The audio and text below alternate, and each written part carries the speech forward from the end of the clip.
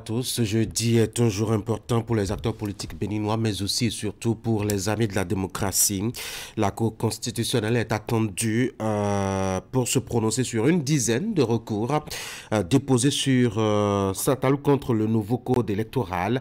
Les journaux en parlent déjà ce matin. Vous suivrez ce tour rapide de leur une et de leurs titres respectifs. Ce sera donc le premier rendez-vous sur l'Actu Matin.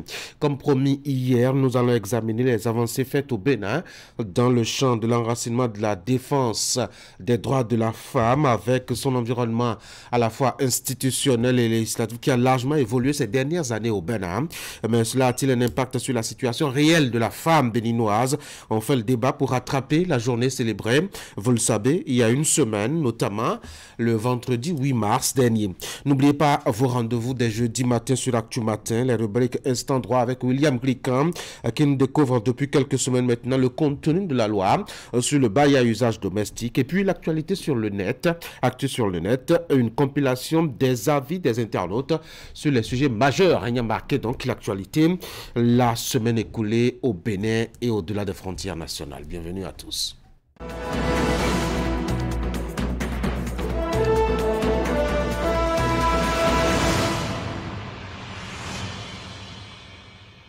Fraternité ce matin, code électoral, voté le mardi 5 mars 2024, alliance des partis ou accord de gouvernance, l'équivoque a été levé, a constaté le journal Epiphane Kenom, ancien député à l'Assemblée nationale, s'est prononcé. Si l'abstention des 10% traduit l'envergure du parti, les 20% des suffrages exprimés s'apparentent à un quitus de représentativité. Le journal s'est proposé aussi un micro-trottoir sur les amendements apportés au code électoral. Le citoyen lambda s'est prononcé dans la colonne de fraternité.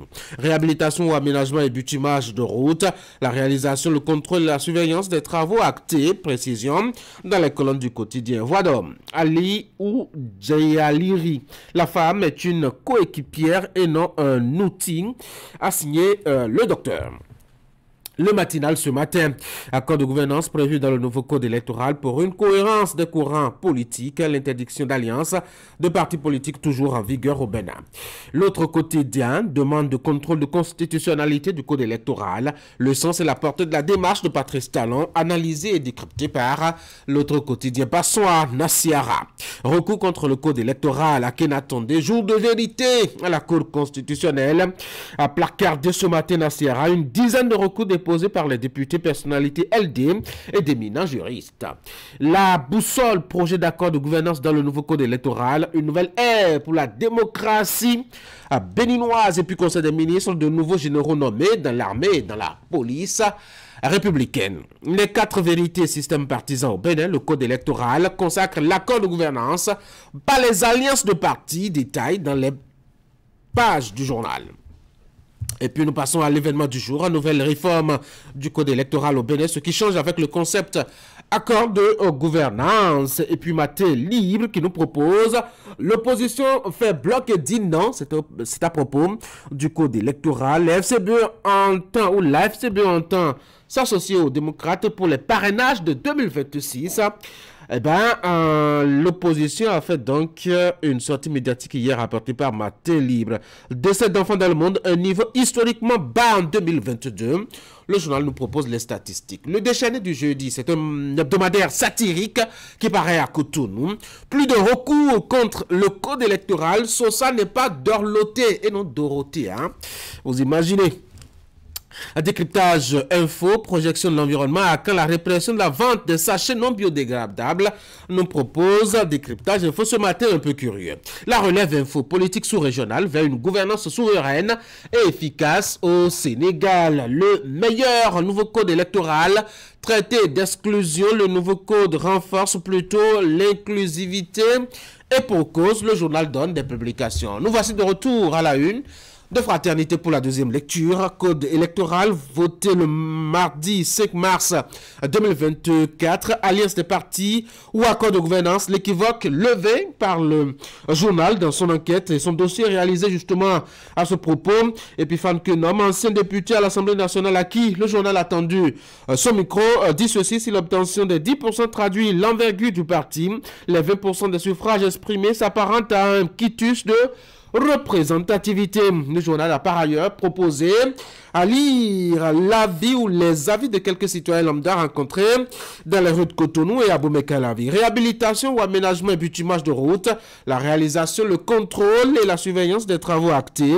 Et puis un dernier titre, voix d'homme, Aliou Djaliri, la femme est une coéquipière et non un outil, a signalé l'homme dans les pages de Fraternité ce matin. Et donc, on a fait ainsi le tour, je dois dire, des titres à la une de production ce matin à l'intérieur de Fraternité.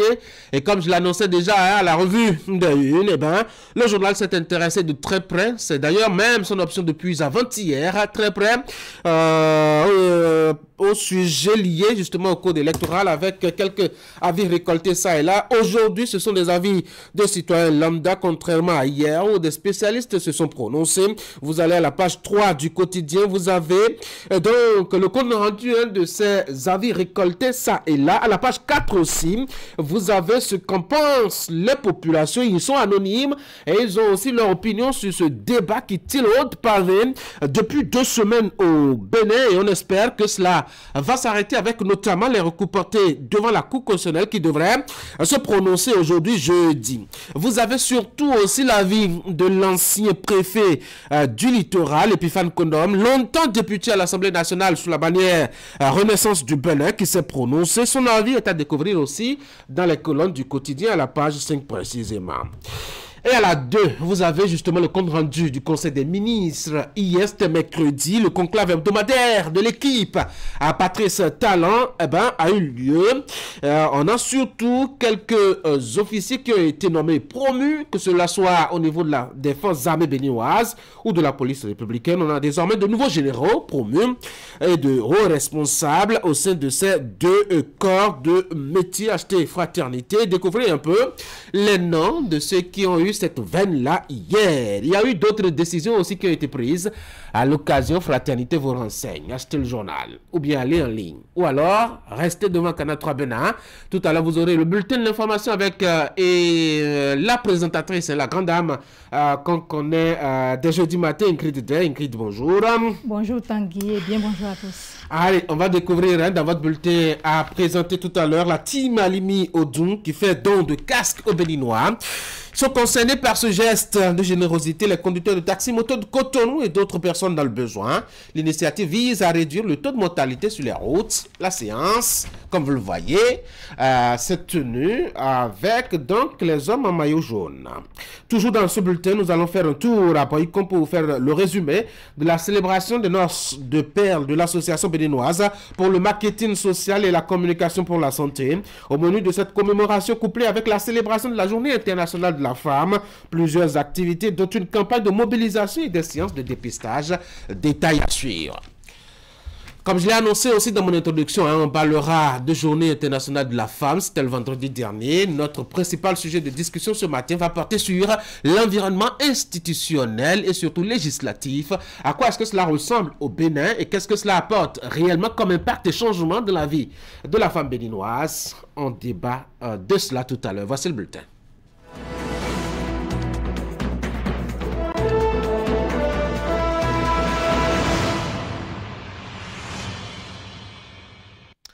La police a commencé sa campagne depuis le 1er mars et beaucoup de personnes sont arrêtées justement par cette instance qui assure notre sécurité. Parce qu'elle est passée à la phase de répression pour le non-respect du podcast de la circulation, Ingrid.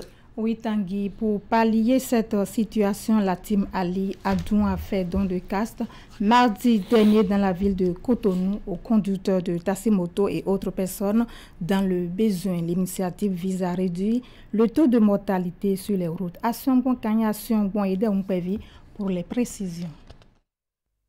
La team Alimi Odun a volé au secours des personnes dans le besoin de casques, conducteurs de taxi-moto et d'autres citoyens. C'est une distribution sur des sites choisis sur le volet dans la ville de Cotonou, Cotonou 1 et Akpakpa Cotonou 2, et où il y a quotidiennement de l'affluence. Les bénéficiaires s'en réjouissent énormément. Je m'y attendais pas du tout. Grande est ma joie de recevoir ce joli casque. Que Dieu leur bénisse abondamment et bénisse leur génération. Et quand j'ai vu ce groupe qui m'a appelé pour m'offrir un casque qui est important pour ma vie, pour me protéger, me sécuriser. Donc franchement, je ne sais pas que j'allais croiser cette faveur-là. Écoutez, regardez-moi bien. C'est bon, non? C'est joli, non? D'accord, merci. Nous sommes des citoyennes bien placées, dignes de leur nom. Donc nous sommes toutes contentes. Merci beaucoup à la personne. Que cette initiative vienne soulager la population, ça soulage aussi l'initiative de l'État. La population, en recevant ce casque-là, ne va jamais l'oublier. Que la prière, que nous, dans ce mois de Ramadan, le deuxième jour du mois de Ramadan, lui soit prospère. La team Alimi Odun, dont le président est Steven Samour, vivant aux États-Unis, a vu juste en cette période où des citoyens n'ont pas les moyens de se procurer des casques. Et au cours de la distribution, même des conducteurs ou clients ne disposant de casques et interpellés par la population ont été identifiés pour en recevoir. C'est aussi une satisfaction pour la team Alimi Odun d'avoir fait cette action sociale qui a surpris tout le monde. Franchement, le groupe Team Alimi a choisi un très bon moment parce que vraiment cette action est venue soulager vraiment la population. Aujourd'hui, nous avons eu un nombre fou, on n'a même pas pu satisfaire tout le monde. Donc, on était obligé de leur dire que la deuxième phase, on va les prendre en compte. Donc franchement, que les bénédictions soient pour vraiment les promoteurs. C'est une série d'opérations que nous avons commencées et que nous allons continuer par la grâce du Seigneur. Chers amis, voilà pourquoi nous sommes arrivés et nous vous prions de prier également à votre tour à ces généreux donateurs, à ces citoyens qui pensent à leurs frères en manque. Depuis mardi, les bénéficiaires circulent librement dans les deux parties de la ville de Cotonou. Un objectif de départ de la team qui est en partie atteint puisque le mercredi, la même opération de distribution s'est déroulée dans la capitale, Porto-Novo. Elle s'étendra à tous les départements du pays avec pour but au moins 5 000 casques à distribuer. À suivre maintenant le point de cette cérémonie d'inauguration d'une infrastructure sanitaire construite par l'Agence belge de développement dans l'arrondissement de Zinvier. Le geste vise à améliorer les conditions de travail et la qualité des soins de santé offerts par le personnel. Les précisions avec Ouliat Sanoussi. Une nouvelle maternité au centre de santé de l'arrondissement de Zinvier. L'infrastructure sanitaire est inaugurée par le ministre de la Santé et l'ambassadrice du Royaume de Belgique au Bénin. Elle est construite par Enabel, agence belge de développement, à travers le programme d'appui à la santé sexuelle et reproductive et à l'information sanitaire PASSRIS, dans le cadre du programme de coopération bénino-belge 2018-2023, mis en œuvre par Enabel. Occasion pour les bénéficiaires de témoigner leur gratitude aux donateurs et au gouvernement.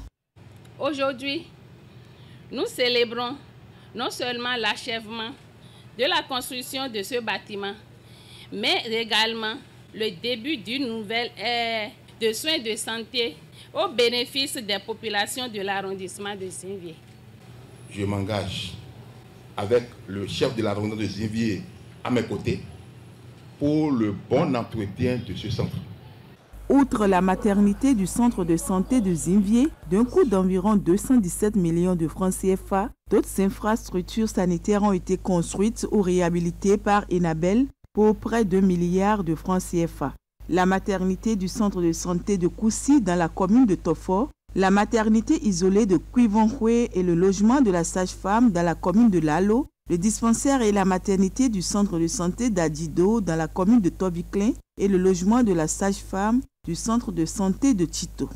À travers les infrastructures sanitaires que nous inaugurons ce jour, Enabel vise à contribuer au renforcement de la qualité de l'offre des soins de santé en général, mais plus spécifiquement des soins obstétricaux et néonatales d'urgence, plus connus comme SONU. Je voudrais également rassurer le personnel du centre de santé de Zinvier. de même que celui des autres localités qui ont bénéficié des infrastructures similaires, qu'Enabel apportera sa contribution pour que les équipements et matériels biomédicaux nécessaires soient disponibles dans les prochains mois, afin que le plateau technique soit à la hauteur des attentes des populations par rapport à la qualité des soins qu'elles sont en droit d'exiger.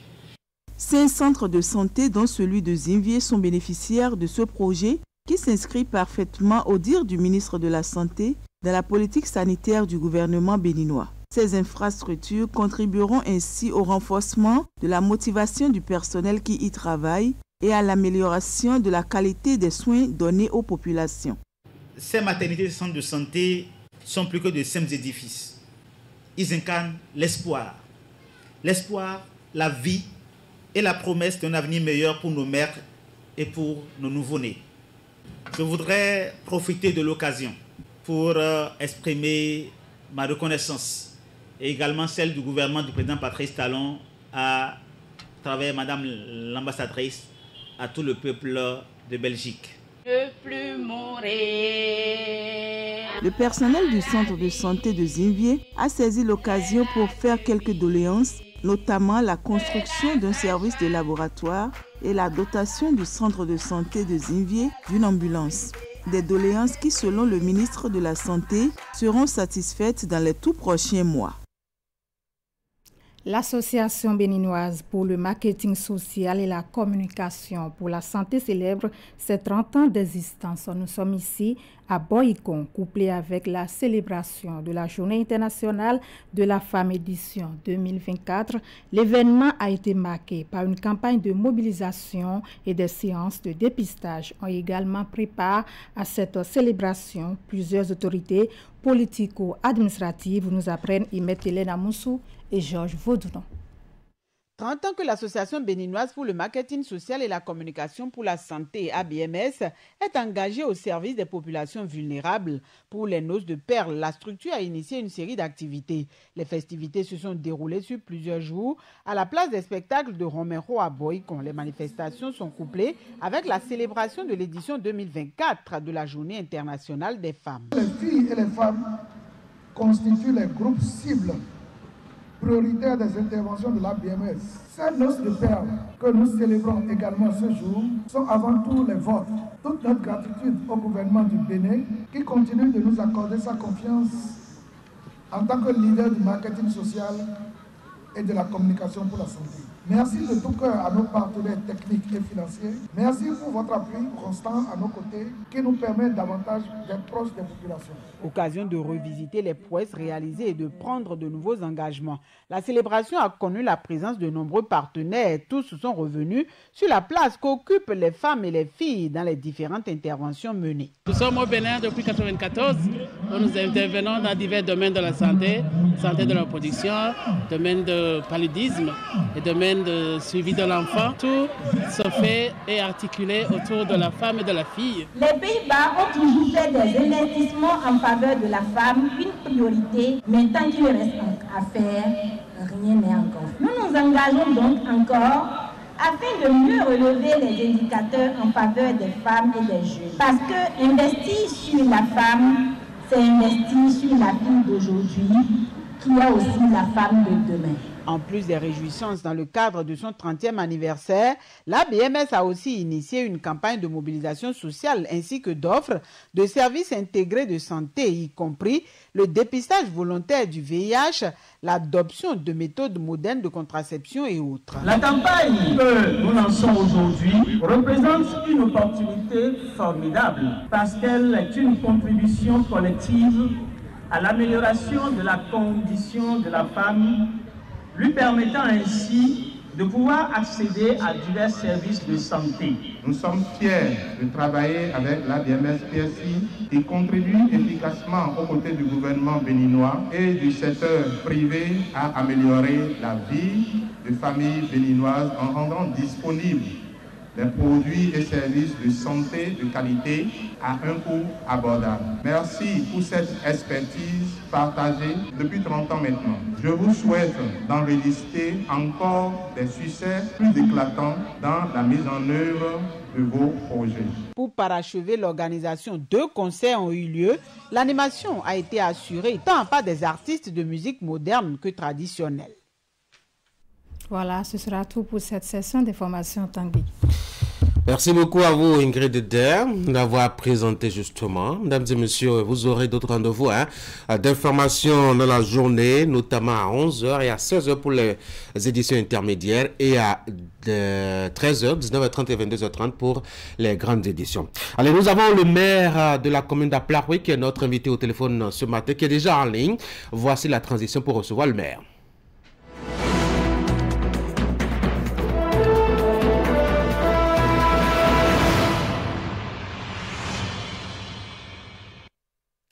Je l'annonçais donc, notre invité au téléphone, c'est le maire d'Aplaroui, Maxime Alassogbe. C'est lui que nous recevons ce matin dans votre rubrique décentralisation. Monsieur le maire, bonjour. Oui, bonjour, monsieur le journaliste. Merci d'avoir accepté de partager quelques informations et l'actualité notamment dans votre commune avec nous ce matin sur l'Actu Matin. Je le rappelle, récemment, il y a eu à l'échelle du département quelques dégâts causés par de grosses pluies qui se sont abattues sur le Koufo, puisque la commune d'Aplaroui est dans le Koufo. Votre commune, justement, a été éprouvée aussi, monsieur le maire. Quel bilan peut-on dresser de ce drame? Oui, merci bien, monsieur le journaliste. Bonjour, chers téléspectateurs. Avant de répondre à votre question, je voudrais d'abord présenter la commune d'Aplaroui. La commune d'Aplaroui, qui est l'une des 6 communes du Koufo, elle couvre une superficie de 915 km² pour une population de 171 109 habitants, selon le recensement général de la population de 2013. Elle compte 7 arrondissements, 92 villages et quartiers de ville. Bon, maintenant, pour répondre à votre question, à l'instar des autres communes du Koufo, la commune d'Aplaroui a connu des dégâts après les récentes pluies, au nombre desquels on peut citer le CG d'Aplaroui, qui a été décoiffé. Certaines de ses classes ont été décoiffées. Et il y a aussi des arbres qui sont déracinés et une partie de la clôture qui est tombée. Bon, au niveau de l'école maternelle de Zokoudi, dans l'arrondissement d'Aplaroui toujours, et il y a les salles de classe qui sont décoiffées.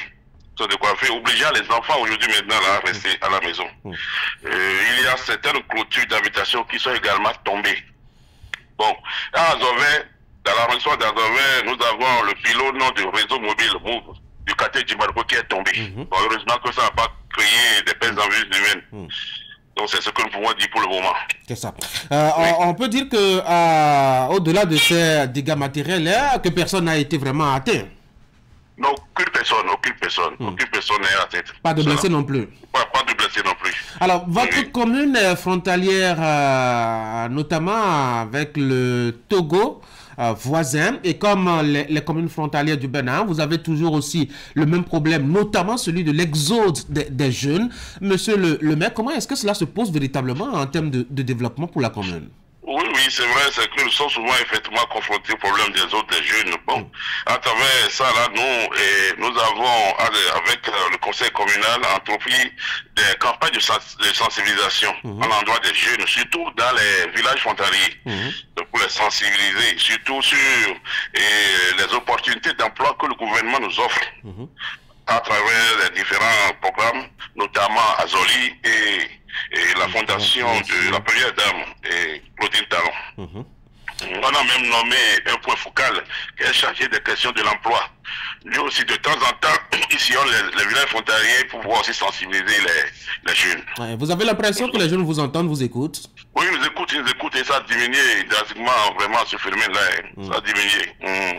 Et nous tenons aussi à remercier l'ABGF qui nous aide aussi à travers la construction d'infrastructures au niveau des zones frontalières. Cela favorise aussi votre proximité avec le Togo, favorise aussi d'autres activités, notamment commerciales. Est-ce que c'est d'intérêt pour la commune? Pardon? Est-ce que c'est d'intérêt pour la commune? Comment ça se passe? Oui, c'est d'intérêt pour la commune, puisque vous savez, les populations sont pratiquement les mêmes. Les populations du Togo et celles de chez nous ici sont pratiquement les mêmes. Donc, il y a la libre circulation des marchandises et des biens. Donc, les nôtres vont là-bas pour acheter, ils font les formalités douanières et ils mettent ça en vente. Donc, c'est comme ça qu'ils aussi viennent aussi chez nous. Nous avons aussi des relations avec les maires et voisins et on entretient bien de bonnes relations quand même. C'est ça. La commune est fortement agricole, faut-il le dire, hein, la commune d'Aplakwe, avec l'accent sur les produits de première consommation. Je ne parlais par exemple de culture de maïs, de manioc et autres. Mais la population, est-ce qu'elles ont vraiment de débouchés? On sait que le marché d'Azové est un grand carrefour, mais est-ce que véritablement les produits arrivent à circuler sérieusement? Oui, monsieur le journaliste, la commune d'Aplakwe est la plus vaste des communes de Koufou. Elle est essentiellement agricole, surtout la zone nord. Mais le problème que nous avons, c'est surtout la voie. La voie à Aplakwe et à Tomé là-bas, là, c'est une voie qui est tellement dégradée. Mais bon, les produits, on arrive à écouler les produits parce que nous avons le marché d'Azové qui est là. Vous savez, le marché d'Azové est aujourd'hui le troisième marché du Bénin. Donc, à travers ce marché, on arrive à écouler les produits. Et il y a aussi les marchés secondaires comme Kisame, comme Atomé et Kotokou, pour ne que citer ceux-là. Bon, il y a aussi les marchés des autres, puisque, comme vous le savez, le marché d'Azové est un marché international. Il y a aussi d'autres pays qui viennent fréquenter ce marché, ce qui fait que aujourd'hui aussi ils achètent nos produits pour aller consommer chez eux là-bas. Est-ce que le marché, puisqu'on en parle, est-ce que le marché, vous êtes véritablement de la mobilisation des recettes? On sait que les communes souffrent beaucoup pour, je dois dire, mobiliser les moyens afin d'opérer des actions de développement. Qu'est-ce que représente le marché d'Azové pour la mairie d'Aplakwe? Oui, le marché d'Azové est le poumon de l'économie communale. Donc, puisque on a investi dans les équipements marchands, ce qui nous permet de faire des recettes, de passer des tickets, de pouvoir recouvrir beaucoup de choses. Donc, il y a, comme je l'ai dit tout à l'heure aussi, il y a d'autres pays qui viennent aussi faire qui viennent aussi acheter chez nous ici, ce qui fait qu'on arrive à recouvrir beaucoup de choses.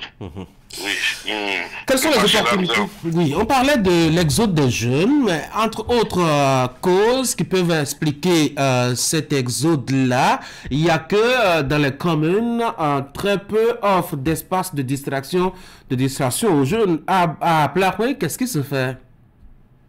Bon, nous ne pouvons que remercier le président Talon, puisque vous savez, aujourd'hui maintenant, la commune d'Aplakwe dispose d'un stade municipal de classe internationale. Ce qui fait qu'aujourd'hui maintenant, tous les jeunes vont là-bas pratiquement tous les week-ends parce qu'on a un club de première division qu'on appelle la FC. Oui. Et qui traîne beaucoup de spectateurs pratiquement tous les week-ends. Tout à fait. Nous avons aussi le centre de lecture et d'animation culturelle d'Aplakwe aussi qui accueille certains lecteurs. Donc, oui, c'est ce que je pourrais dire pour le moment. Une dernière curiosité, monsieur le maire, le temps de vous laisser vaquer à vos occupations de la journée. On sait qu'au plan de la scolarisation des enfants, c'est beaucoup de difficultés au niveau des communes, notamment du Koufou. Votre commune est aussi dans la BAC. Quelles sont les actions que vous menez au niveau de la mairie pour relever un peu la pente? Bon. Au niveau de la mairie, naturellement, on construit à travers l'aide FADEC et surtout les fonds FADEC la construction des écoles et l'équipement de ces écoles-là et des salles de classe. Des salles de classe. Bon, il y a aussi, on met dans notre budget communal une ligne pour pouvoir aider les candidats aux différents examens dans l'organisation des TD. On fait ça et des fois aussi on distribue les fournitures scolaires aux enfants. Et on sensibilise, on fait chaque année au moins 3 tournées comme ça dans les arrondissements pour sensibiliser nos parents, surtout ceux qui n'aiment pas du tout laisser les enfants aller à l'école. Le cas des filles est surtout le cas le plus préoccupant. Est-ce qu'aujourd'hui, avec toutes les actions que vous menez, vous avez l'impression que la tendance est en train de changer? La tendance est en train de changer, surtout avec l'implication fortement de l'ONG Plan Bénin, qui nous aide beaucoup, parce que c'est l'occasion pour moi de les remercier, et remercier également le gouvernement pour tout ce qu'il fait pour nous. Oui, ça a changé drastiquement. Merci Malasobé. Oui. Merci beaucoup. Donc c'est moi. Je rappelle que vous êtes le maire de la commune d'Aplaroué. Vous étiez en ligne au téléphone, en direct sur ce plateau Actu Matin dans la rubrique décentralisation. Merci et bonne journée à Aplaroué. Merci, pareil à vous. Merci bien. Mesdames et messieurs, de retour à Cotonou. Voici l'actualité des sports.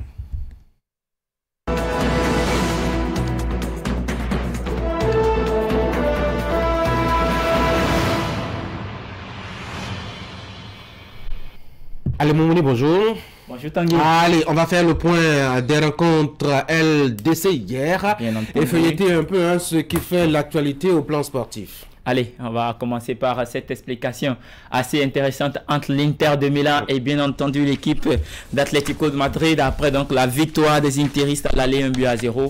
Hier, voici l'homme qui a permis à cette formation d'Atlético Madrid de rester en vie jusqu'au tir au but. Une rencontre assez intéressante. L'image suivante vous dira beaucoup. Vous voyez dans les vestiaires ce que ça a donné. C'était l'apothéose totale dans les vestiaires de l'équipe d'Atlético Madrid. Les Colchoneros ont célébré cette victoire. Je dirais toute la soirée hier. C'était assez inattendu. Et bien entendu, il y a eu ce derby aussi. Je dirais c'est classique de gardien de but entre Yann Sommer et puis au Black. C'était assez intéressant lors des tirs au but. Finalement, c'est le capitaine donc de cette formation des Interistes, Lautaro Martinez, qui va permettre aux Colchoneros de grappiller le billet qualificatif pour le prochain tour. Ce serait les quarts de finale de la Ligue européenne des champions. L'autre rencontre disputée hier pour le compte de ces huitièmes de finale, c'était bien entendu à Signal Iduna Park entre l'équipe du PSV Eindhoven et Borussia Dortmund. Rencontre qui s'est soldée par la victoire 2-0 de l'équipe des Allemands, bien entendu, et ce qui donne un total de 3-1 au goal average. Et puis du côté de l'Atlético Madrid, c'était 2 buts partout au goal average qui s'est soldé donc après les tirs au but, 3 tirs réussis pour l'équipe madrilène. Et voilà pour ce qui concerne les huitièmes de finale. On connaît toutes les équipes qualifiées pour le prochain tour, c'est-à-dire les 8 clubs qui vont participer au quart de finale. Et vous aurez sur l'image suivante, c'est bien sûr Arsenal, Atlético de Madrid, le FC Barcelone, le Bayern de Munich, il y a le Borussia Dortmund, Manchester City, Paris Saint-Germain et puis le Real Madrid. 3 clubs espagnols, 2 clubs allemands, un club anglais et puis pour finir un club français, c'est bien entendu le Paris Saint-Germain. Voici donc les 8 équipes qui vont prendre part au tirage au sort pour le prochain tour, Tanguy. Et puis demain, on annonce justement le tirage au sort. Bien entendu, on verra quelles seront les différentes affiches des quarts de finale. On est souvent habitué à avoir parfois des finales avant l'heure. Est-ce qu'on aura un autre classique entre Manchester Real ou encore un Paris Saint-Germain-Barcelone pour nous remonter dans l'histoire avec la remontada des 6-2 par le passé? C'était autour de 2014, je crois. De toutes les façons, la surprise, le suspense est toujours là. Et puis, on verra bien entendu demain ce que ça va donner. Tanguy, on va revenir au pays et parler de la Ligue africaine des champions. Bien entendu, sur ce côté-là, il y a eu le tirage au sort qui a eu lieu en début de semaine. C'était donc ce 12 mars. Et puis, les différentes affiches, on aura pour le quart de finale Espérance sportive de Tunis qui aura pour adversaire l'ASEC Mimosa. Tanguy, c'est l'une des explications qu'on n'a plus vu depuis plusieurs années et qu'on va commencer par suivre désormais avec le retour du club ivoirien en Ligue européenne, en Ligue africaine de champions. Bien entendu, ASEC Espérance de Tunis, c'est l'une des affiches de ces quarts de finale. On aura l'affiche Young Africans contre Mamelodi Sundowns et puis la belle équipe sud-africaine. Bien entendu, et de l'autre côté, il y aura l'affiche TP Mazembe contre Atlético Petroles de Luanda. Et bien entendu, on est déjà habitué à ça. Et puis, pour finir, on aura la rencontre entre Simba et Al Ahly. Simba de la Tanzanie, une équipe aussi assez intéressante qui aura pour adversaire Al Ahly. Et puis, au niveau de la Coupe de la Confédération, il y a aussi les affiches qui sont déjà connues. On aura entre autres Rivers United du Nigeria qui aura pour adversaire l'USM Alger, cette équipe de Rivers qui a fait qui a eu un très bon parcours lors du premier tour. Abou Salem sera l'adversaire à jouer donc de la Renaissance sportive de Berkane. Et puis entre autres affiches, il y a Modern Future de l'autre jeune béninois et Moran, l'ancien joueur de l'Autopopo, qui affrontera Zamalek SC. Et puis ça fait deux équipes égyptiennes, bien entendu, égyptiennes. Et puis pour finir, il y aura la rencontre entre les quarts de finale entre le Stade malien et Dream FC. Tanguy, ça c'est pour ce qui concerne la Ligue, la Coupe de la Confédération africaine. On va revenir au pays maintenant pour parler de la Super Ligue professionnelle du Bénin. Les rencontres de la 7e journée ont eu lieu. C'était en milieu de semaine, c'était hier. Vous parliez tout à l'heure avec le maire qui parlait du club de Dadje FC. Bonne nouvelle, Dadje s'est imposé pour cette 7e journée. Vous l'avez bien, 3 buts à 1. C'était face à Damissa. Damissa qui est en bas de classement. Tout en bas, au fond sur la ligne rouge. On a AS Cotonou qui s'est incliné une nouvelle fois face à Sobemap Sport, 1-0. Banigansé s'incline face à Loto Popo, 4 buts à 1. Il y a la victoire de Dynamo FC d'Abomey, 2 buts à 1 face à l'Union Sportive des Cavaliers de Niki. Coton qui retrouve une nouvelle fois le chemin de la victoire, 1-0. D'ailleurs, on parlait de cette victoire, 3 buts à 1. Epsoa FC s'est incliné face à Estakouné sur le score de 0 but contre 2. On finit avec la victoire de la jeunesse sportive de Poubé, 1-0 face à Aspac. Et puis ce classique dont on parlait hier, Dragon, Requin, qui a été, qui s'est soldé par la victoire des Ouemenou. 1-0. Ils ont toujours de l'ascendant sur l'équipe des Requins. Sur l'équipe de Cotonou, oui, absolument. Allez, on va finir avec le classement général pour le compte de cette 7e journée. Au classement en tête, donc il y a Loto Popo qui caracole toujours avec 17 points, 3 points d'écart entre cette formation et son dauphin Sobemap Sport qui totalise 14 points plus 3. Dadje 3e, je dirais, c'est assez intéressant. Ah oui, je crois que ça doit être la première fois dans l'histoire de ce club. Oui, bien entendu, de jouer les premiers rôles. On les a vus l'année dernière où c'était en difficulté. Il y a eu un travail qui a été fait cette année. Les résultats sont en train de suivre le travail qui a été abattu au cours des deux dernières saisons. Voilà, Banigansé est 4e avec 13 points toujours. Les Dragons sont 5e au classement général. Voilà, très bonne position pour les Dragons aussi. Dynamo FC d'Abomey 6e, Ayema est 7e et puis AS Cotonou qui est 8e. Sur la deuxième partie du tableau, on a Coton qui est 9e au classement général avec seulement 9 points. Le même point que AS Takouné de Kandi, Lyon sorti de Cavalier de Niki à 8 points. Espoir FC à 8 points également comme la jeunesse sportive de Pobé, Tanguy. La grosse surprise c'est de voir les Portugais à la 14e place à une seule marche de la relégation. Ça, c'est une déchéance. C'est comme un peu Coton qui quand même a quitté l'excellence pour être en cette position. En milieu de classement, oui, c'est assez surprenant et assez décevant, s'il faut le dire, de cette façon-là. Et puis Aspac est 14e, c'est assez grave pour cette équipe qui a joué le premier rôle lors du premier tour de la compétition. 5 points seulement pour les Portuaires qui ont un goal average de -2, alors qu'ils avaient bien commencé les 4 premières journées sans avoir encaissé de but ni à marquer, bien entendu. Ils étaient à 4 points. Malheureusement, ils n'ont plus eu de succès. Un autre match nul qui leur permet d'avoir 5 points et 2 défaites à la clé, bien entendu. Et puis, vous voyez la grosse surprise, les Requins de l'Atlantique qui sont en bas de classement dans la ligne rouge. C'est assez difficile pour cette équipe depuis plusieurs années. Et puis, Damissa FC qui, voilà, on n'en parle plus, va fermer la marche, qui a seulement 4 points. Et chose curieuse, Damissa a fait un match nul et les 3 points qui permettent à Damissa d'être à 4 points, c'était sa victoire face à Coton FC dont on parlait avec une victoire surprenante, une victoire surprise justement. Bien entendu, face à l'équipe de Coton. Oui. Absolument. Allez, ce sera tout donc. Allez, pour l'actualité des sports, merci d'être passé par ici et d'être venu nous voir. Passez une bonne journée. Ça va être la fin de votre aventure cette semaine. À partir de lundi, on va se voir. En tout cas, demain, vous verrez par ici. Absolument. C'est avec un grand plaisir. Pourquoi pas. Allez, prenez soin de vous. Mesdames et messieurs, on va passer maintenant à une autre rubrique. C'est le rendez-vous de l'actualité sur Internet. Alors, qu'est-ce que les internautes ont dit et pensé des sujets les plus importants de l'actualité ces derniers jours? Ben, voici Actu sur le net.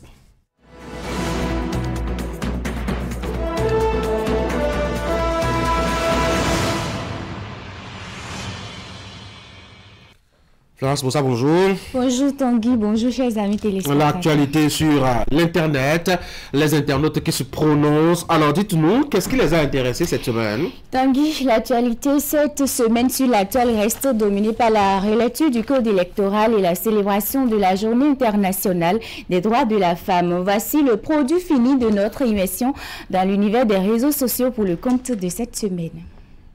L'actualité reste dominée par la politique. Le code électoral, modifié il y a une semaine au Bénin par les députés, suscite beaucoup de réactions. Après les prétendues dénonciations qui qualifient le code de test d'exclusion, plusieurs recours sont devant les sages de la Cour. Même Patrice Talon, le président de la République du Bénin, a formulé une demande de contrôle de constitutionnalité. À travers cette demande, en date du 11 mars 2024, le chef de l'État veut s'assurer de la conformité de certains des articles du nouveau code électoral voté par les députés le 5 mars 2024 à la loi fondamentale. Au chapitre des réactions sur les réseaux sociaux, est-il encore nécessaire qu'il formule une telle demande lorsqu'on sait que des recours sont formulés par l'opposition? J'aime trop ce gars. Il nous a beaucoup appris de la politique. On s'amusait au Bénin. Selon Boni Yahi, l'ancien chef de l'État et président du parti Les Démocrates, il faut relire le code électoral modifié. Autre actualité qui a fait bouger la toile, c'est la célébration de la Journée internationale des droits de la femme. Au Bénin, cette journée est marquée cette année 2024 par l'organisation d'un forum national sur l'investissement au profit des femmes et du genre. Une activité pilotée par le ministère des Affaires sociales et de la microfinance et l'Institut national de la femme. L'initiative n'a pas laissé indifférents les internautes béninois. Si pour les uns c'est une très belle initiative, pour d'autres il y a encore des efforts à faire pour rehausser l'image de la femme béninoise. Sur Facebook, on peut lire « Femme dorée, le monde bien éduqué ». Félicitations aux braves dames du ministère et du gouvernement du Bénin. La gente féminine mérite autant de prestige. Force à l'initiative. Un autre, dont le commentaire ressort les limites de cette célébration, dit ceci. Avez-vous oublié les femmes sourdes? Voilà Tanguy qui a bien résumé l'actualité sur la toile cette semaine sur présentation de Candide Moumetan. On va passer justement à l'autre séquence qui nous intéresse dans votre rubrique, c'est notamment la séquence distraction avec les vidéos qui font le buzz, les images qui intéressent les internautes et vous en avez récolté. C'est exact. Elle fourmille sur les réseaux sociaux au cours de notre promenade sur les réseaux sociaux. Bien évidemment, nous avons sélectionné quelques-unes qui abordent les sujets de société en humour. Voici ce que je vous propose.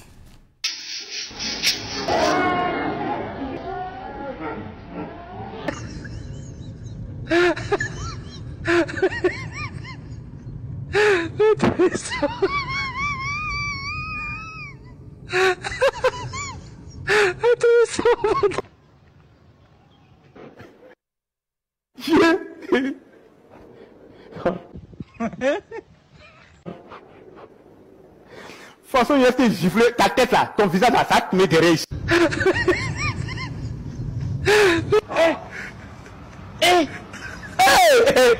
Aujourd'hui aussi, c'est un autre jour.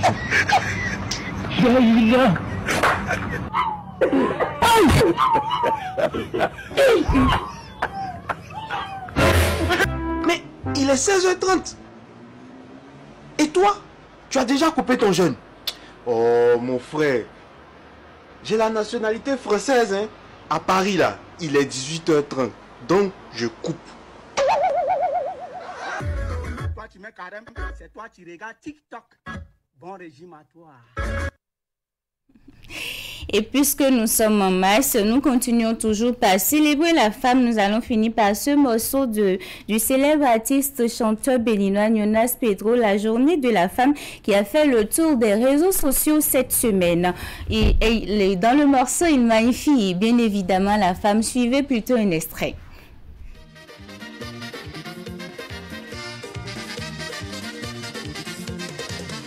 C'est la journée de la femme, les femmes, à vous les honneurs. Vous êtes nos mères, nos épouses, aujourd'hui c'est le jour des fleurs. Vous êtes amour, charme et douce lumière, et celle du foyer. Vous qui inventez les hommes, présidents, rois, fous et voleurs. Vous êtes bonheur et l'orgueil, la vie et la mort des hommes. Malgré tout ce que vous êtes, nous vous aimons, car la vie c'est vous. Malgré tout ce que vous êtes, nous vous aimons, car la vie c'est vous.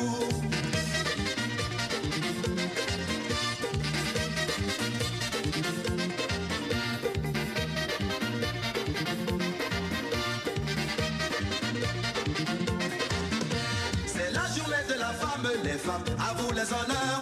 Vous êtes nos mères, nos épouses, aujourd'hui c'est le jour des fleurs. Vous êtes amour, charme et douce lumière, et celle du foyer. Vous qui inventez les hommes, présidents, rois, fous et voleurs. Vous êtes bonheur et l'orgueil, la vie et la... Voilà, excellente continuation du mois de la femme à toutes ces Amazones qui suivent Actu Matin et particulièrement la rubrique Actu sur le net, Tanguy. Et vous-même qui l'animez d'ailleurs. Bonne fête à vous aussi. On Merci. va en parler tout à l'heure lors de nos échanges. C'est d'ailleurs le premier sujet qu'on va aborder. Si le temps nous le permettait, on verra bien ce que fait le ministère du Commerce au sujet de cette flambée du prix du casque.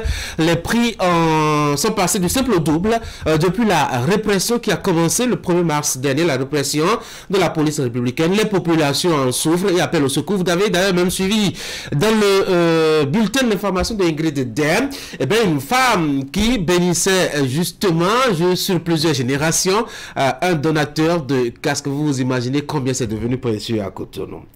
Florence Boussa, merci. Merci. Bonne journée. Vous devriez suivre en principe, juste après Florence Boussa, votre rendez-vous instant droit avec William Cliquant qui a quelques soucis avec sa montre. J'espère que ce n'est pas un souci de casque. En tout cas, on va marquer la pause et on revient par ici pour enchaîner la troisième partie d'Actu Matin.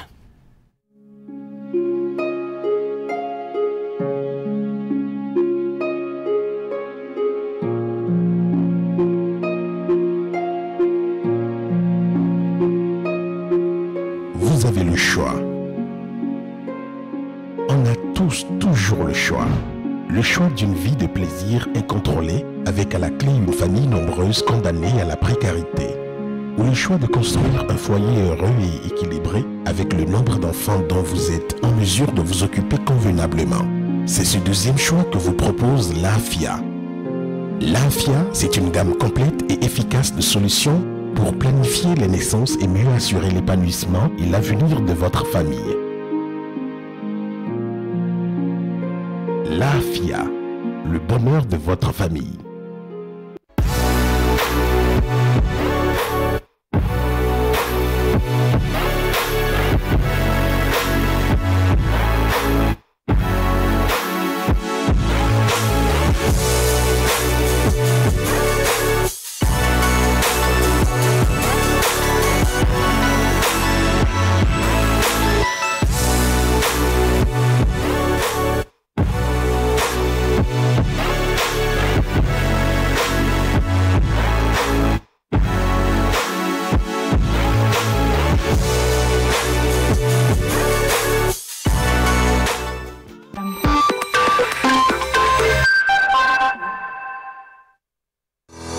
Vous nous avez fait confiance, nous aussi. Vous nous avez adoptés, nous aussi. Merci d'avoir choisi Air Froid. Ainsi, nous avons amélioré pour vous la qualité de nos climatiseurs. Nous avons développé une marque 100% écologique, conçue spécialement pour notre climat tropical, avec une basse consommation d'énergie électrique. Vous êtes en zone de baisse de tension? Adoptez le climatiseur Air Froid Inverteur, spécialement conçu et amélioré pour supporter de fortes baisses de tension. Visitez notre showroom à Cotonou, à 100 mètres de l'église Saint-Jean. Air Froid, des climatiseurs à basse consommation d'énergie électrique. Contact 61 17 63 77. Site web airfroidbenin.com.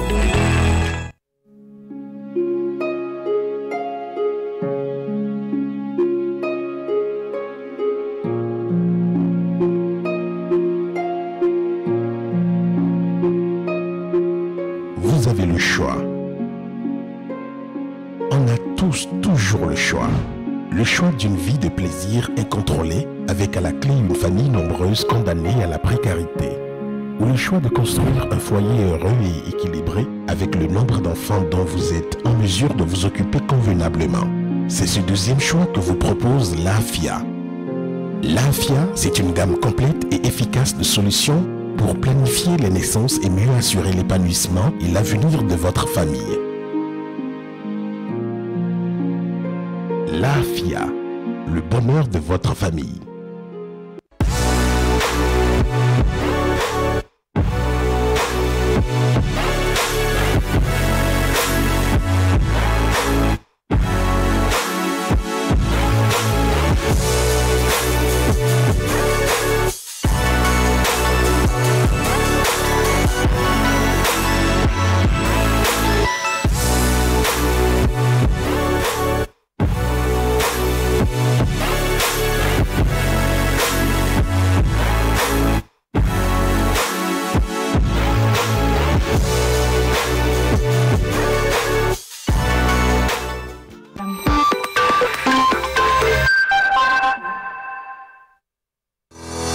Vous nous avez fait confiance, nous aussi. Vous nous avez adoptés, nous aussi. Merci d'avoir choisi Air Froid. Ainsi, nous avons amélioré pour vous la qualité de nos climatiseurs. Nous avons développé une marque 100% écologique conçue spécialement pour notre climat tropical avec une basse consommation d'énergie électrique. Vous êtes en zone de baisse de tension? Adoptez le climatiseur Air Froid Inverteur, spécialement conçu et amélioré pour supporter de fortes baisses de tension. Visitez notre showroom à Cotonou, à 100 mètres de l'église Saint-Jean. Air Froid, des climatiseurs à basse consommation d'énergie électrique. Contact 61 17 63 77. Site web airfroidbenin.com.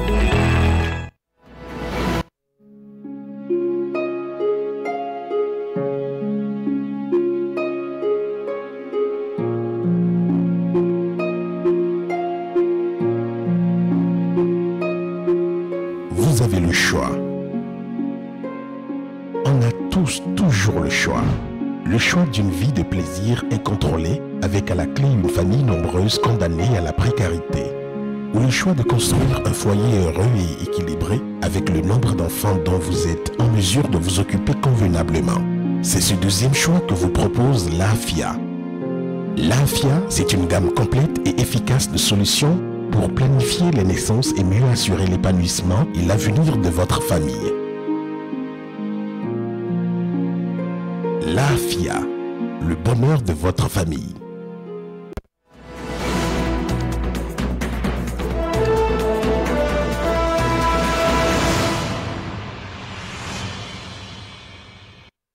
C'est votre rendez-vous avec les lois de la République afin de vous permettre de les saisir dans le fond et dans la forme. William Cliquant, bonjour. Bonjour. On a commencé une belle aventure de découverte de la loi sur le bail à usage domestique. Aujourd'hui, on va continuer à découvrir les droits et devoirs de cette loi-là. Quelques obligations qui incombent notamment aux locataires et propriétaires de façon réciproque. Ils jouissent aussi de certains droits au terme de la loi sur le bail à usage d'habitation que nous n'avons pas encore évoqué jusque-là dans notre feuilleton sur ce test. Et pêle-mêle, on va relever ce matin quelques-uns de ces devoirs et prérogatives dans le dernier numéro de la série que vous nous proposez ce matin. On commence déjà par des dispositions relatives aux droits de l'homme, assez importantes dans ce test que nous étudions depuis 3 numéros maintenant. Oui, Tanguy, nous sommes au titre 2 de cette loi sur le bail à usage d'habitation. Ici, on parle de chapitre 1er, principes et règles applicables. Et à l'article 3, comme le veut la Constitution du Bénin, comme le garantit notre loi fondamentale, comme le veulent les dispositions de la Charte africaine des droits de l'homme et des peuples, et comme le veulent aussi les principes généraux de la Déclaration universelle des droits de l'homme, le législateur béninois a érigé en règle phare la question des droits de l'homme et la met au cœur de cette loi sur le bail à usage d'habitation. Déjà à l'article 3, vous lisez aisément, nul ne peut se voir refuser la location d'un logement en raison de son origine ethnique, de son identité, de son sexe, de sa situation professionnelle, de sa situation matrimoniale, de sa situation de handicap, de ses opinions politiques, voilà, et de sa race ou de sa religion. Je fais un petit arrêt là. Donc, les maisons dans lesquelles on dit, par exemple, quand vous êtes célibataire, vous n'y avez pas accès, ou c'est exclusivement réservé aux personnes qui ne sont pas encore en couple, comme on entend dire dans certains quartiers de Cotonou ou d'Abo-Mekalavi. En réalité, c'est une grosse méconnaissance de la loi. À l'article 4, on lit aisément en cas de litige relatif à l'application des dispositions de cet article 3 de la présente loi, la personne qui se voit refuser la location d'un logement peut agir en justice. Et donc, juste du simple fait qu'on ne vous a pas permis d'accéder à un logement du point de vue de vos opinions philosophiques, du point de vue de votre position, de votre ethnie, ou parce que le propriétaire pense que lui, il a un problème particulier avec des gens venant de cette région du Bénin ou même des étrangers. Attention, la loi dit non, et je finis.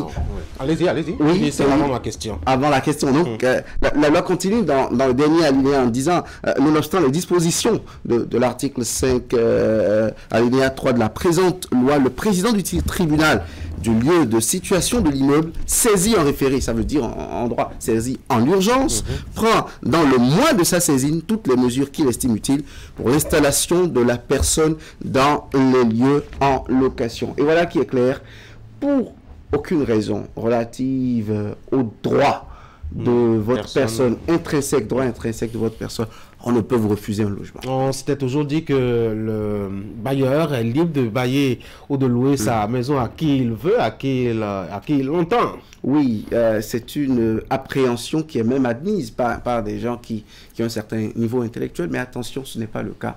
La loi dit, vous avez peut-être des raisons, parce que c'est votre bien, c'est votre propriété, de ne pas donner accès à X ou à Y, mais attention, cela ne doit pas être relatif.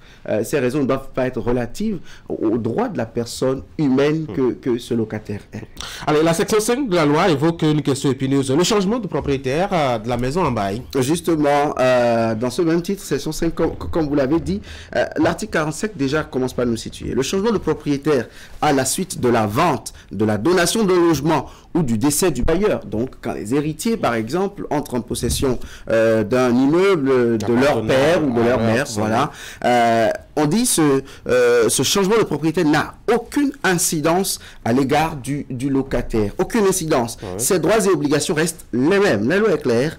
Le locataire reste titulaire d'un contrat de location qui est opposable au bailleur originaire comme à tous les bailleurs successifs. Donc, quel que soit le nombre d'héritiers qui se succèdent, quelle que soit la série, la perlée, on ne le souhaite pas, le décès, ou que les donations passent d'une personne à une autre, tant que le locataire a un contrat avec le bailleur originaire, le même contrat est valable avec les bailleurs successifs. Article 48, en cas de mutation à titre gratuit par donation ou par voie de succession, ou à titre onéreux par la vente, le nouveau bailleur notifie au locataire par exploit d'huissier ou par tout autre moyen laissant trace écrite son nom et son adresse ainsi que le cas échéant ceux de son mandataire. Dernier article de cet aspect que nous relevons, le locataire bénéficie, là nous sommes à l'article 49, le locataire bénéficie d'un droit de préemption en cas de vente du logement loué. Et suivez bien ce dernier alinéa,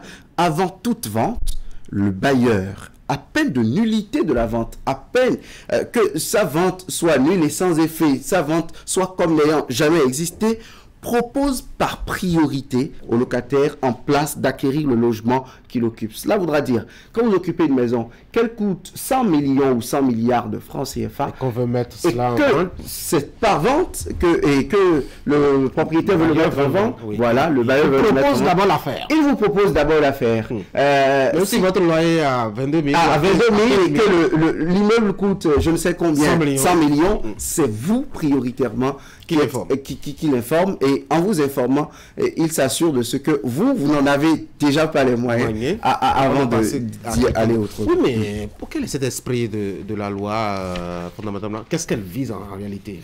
Justement, c'est pour que du jour au lendemain, vous n'appreniez pas que, entre-temps, bon, vous couchez avec un propriétaire et le lendemain, vous avez un autre propriétaire et c'est une vente.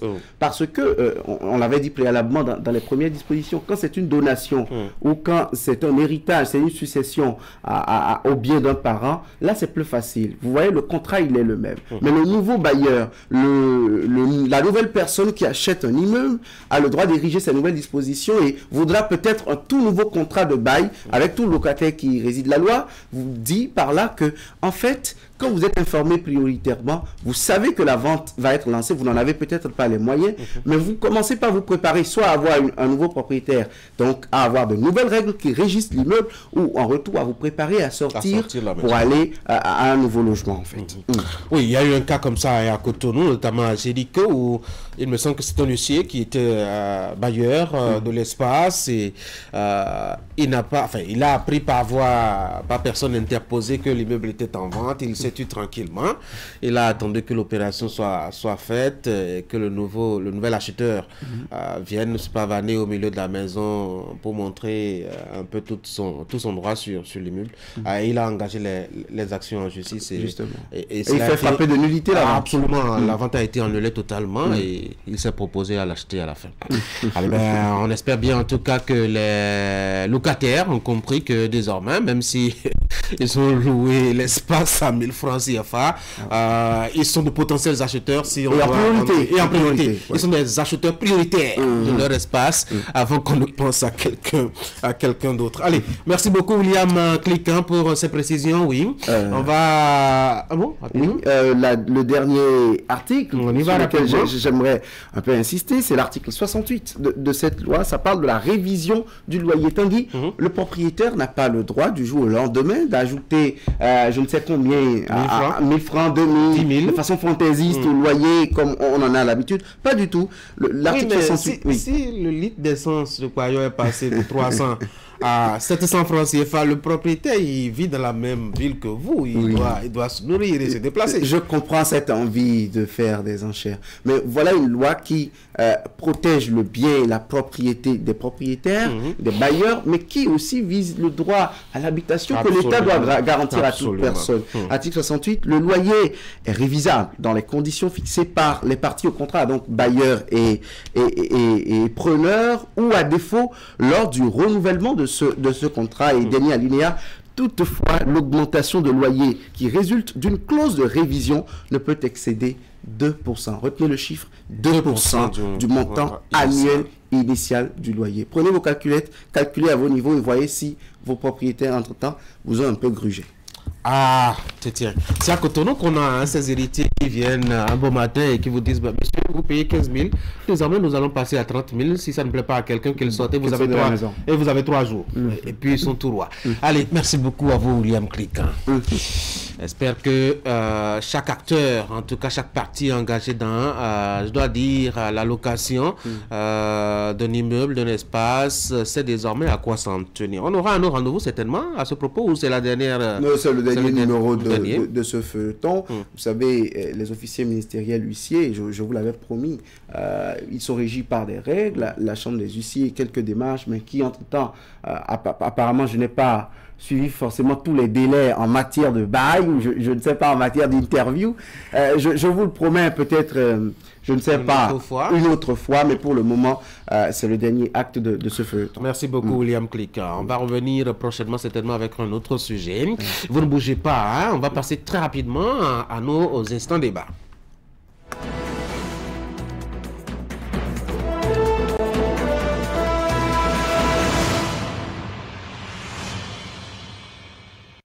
Ils ont beaucoup souri à l'annonce de quelques détails dans la présentation de William Cliquin. Ulrich, bonjour. Eric, bonjour. Franck, bonjour. Merci beaucoup d'être venu par ici.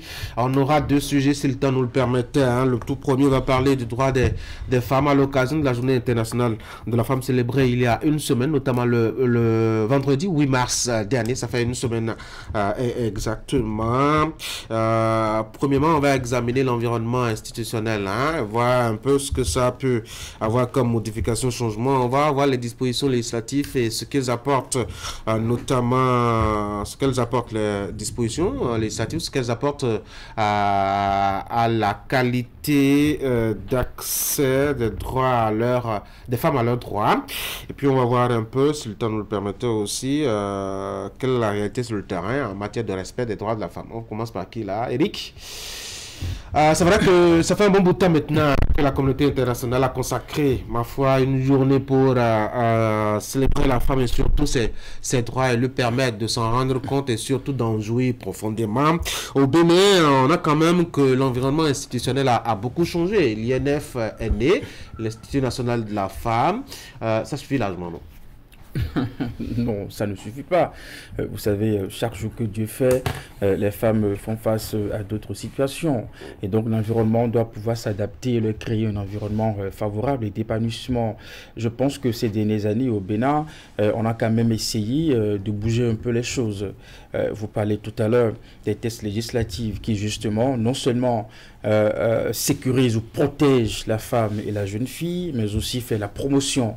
On parle de discrimination positive. Mais donc, aujourd'hui, on peut se réjouir de ce que, dans l'esprit de pas mal de personnes, la femme n'est pas une marchandise, la femme n'est pas un tambour, n'est-ce pas? La femme n'est pas un objet, n'est pas un instrument, justement. C'est une personne qui mérite respect, dont on doit s'occuper et véritablement la protéger.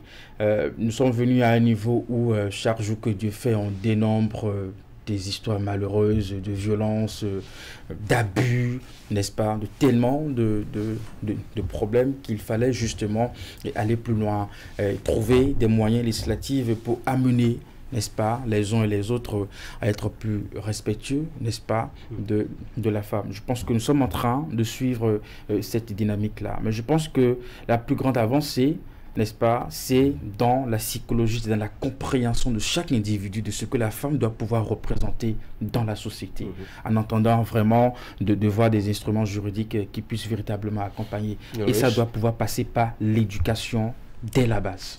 On parle de l'environnement institutionnel. Oui, l'environnement institutionnel, d'ailleurs, je rends tout de suite hommage à toutes les femmes, et principalement d'ailleurs à ma mère d'abord, parce que j'ai une génitrice et puis c'est une femme. Tout le monde a une génitrice. Permettez-moi quand même que je lui rende hommage, parce que nous parlons de la femme. Et je prouve qu'il n'a pas fait le coup. Et je célèbre tout de suite toutes les femmes qui nous suivent en ce moment, qui sont très fidèles à la 3 Bénin. Et de façon plus sérieuse, c'est vrai qu'aujourd'hui, on constate que la femme est placée au cœur de toutes les activités.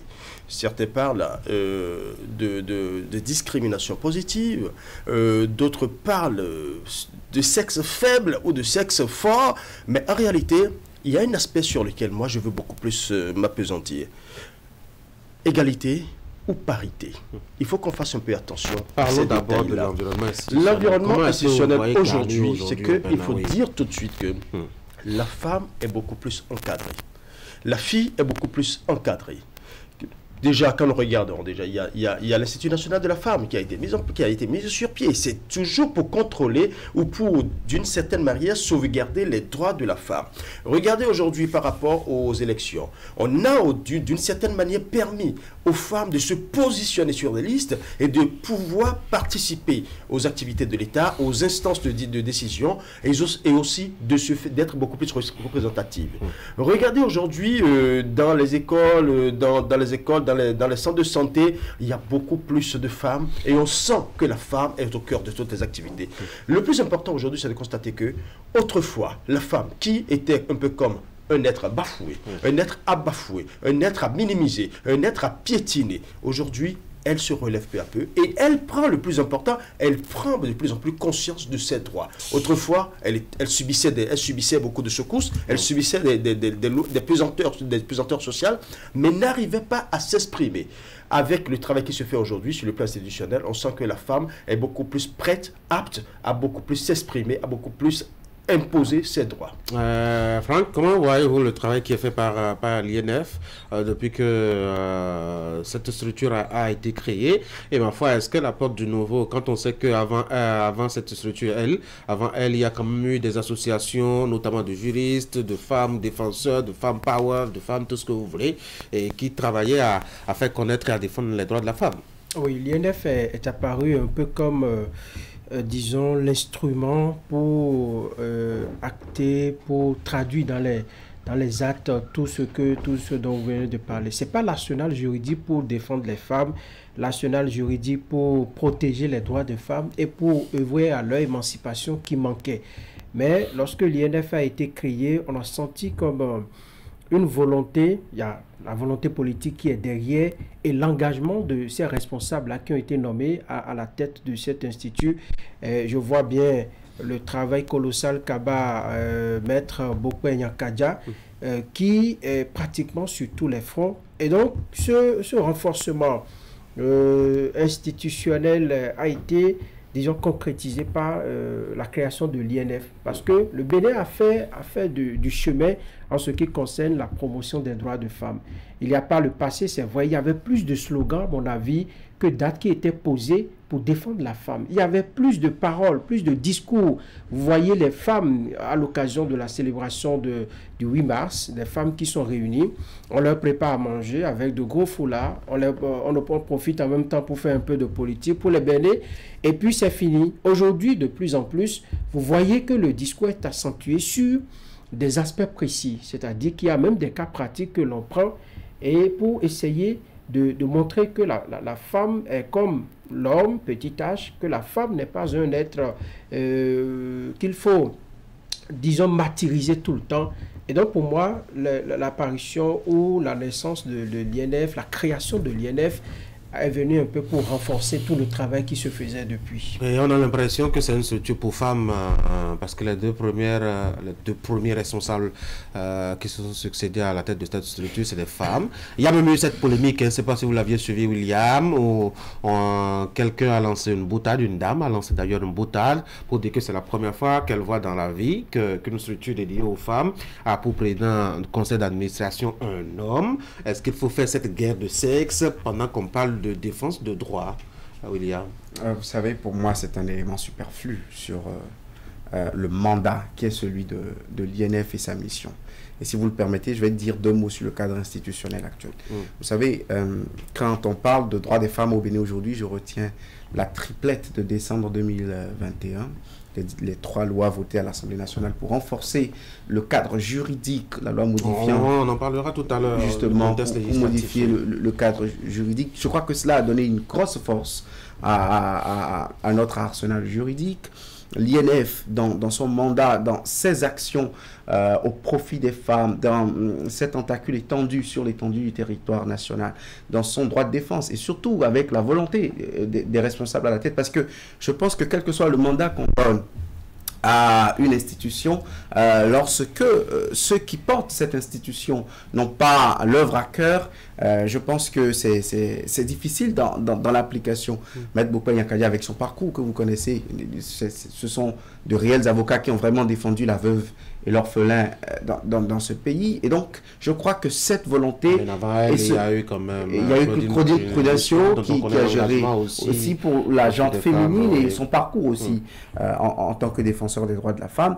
Et donc, et sa personnalité elle-même en tant que modèle de la femme en politique, dans les instances de prise de décision. Je crois que tout ça a permis à l'institution, avec les rénovations, avec les révisions du statut juridique de l'institution, de faire un exploit, de faire un travail qui n'était pas assez remarqué. Je me souviens de cet entretien que j'ai eu avec Huguette Bokpa-Yankadia sur le bilan de l'institution en août dernier. Je crois qu'il y a plus de 8 mois déjà. Les chiffres étaient vraiment parlants.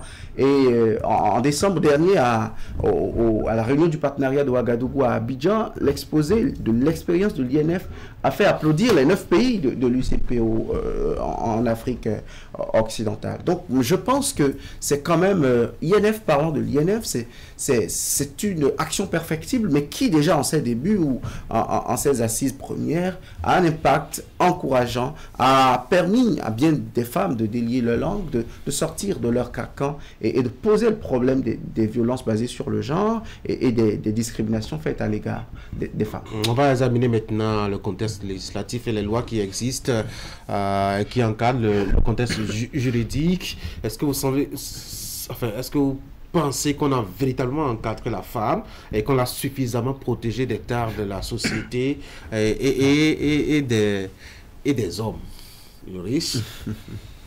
Oui, moi je pense que le cadre juridique y est, l'arsenal juridique y est.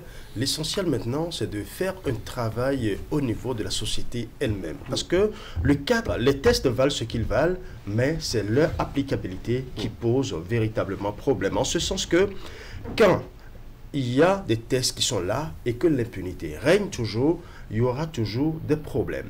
Parce que jusqu'à présent, il y a une sorte de complicité. Pas plus tard qu'il y a un mois, nous avons reçu Mme Huguette Bokpa, la présidente de l'INF, sur le plateau de 19h30 dans le journal.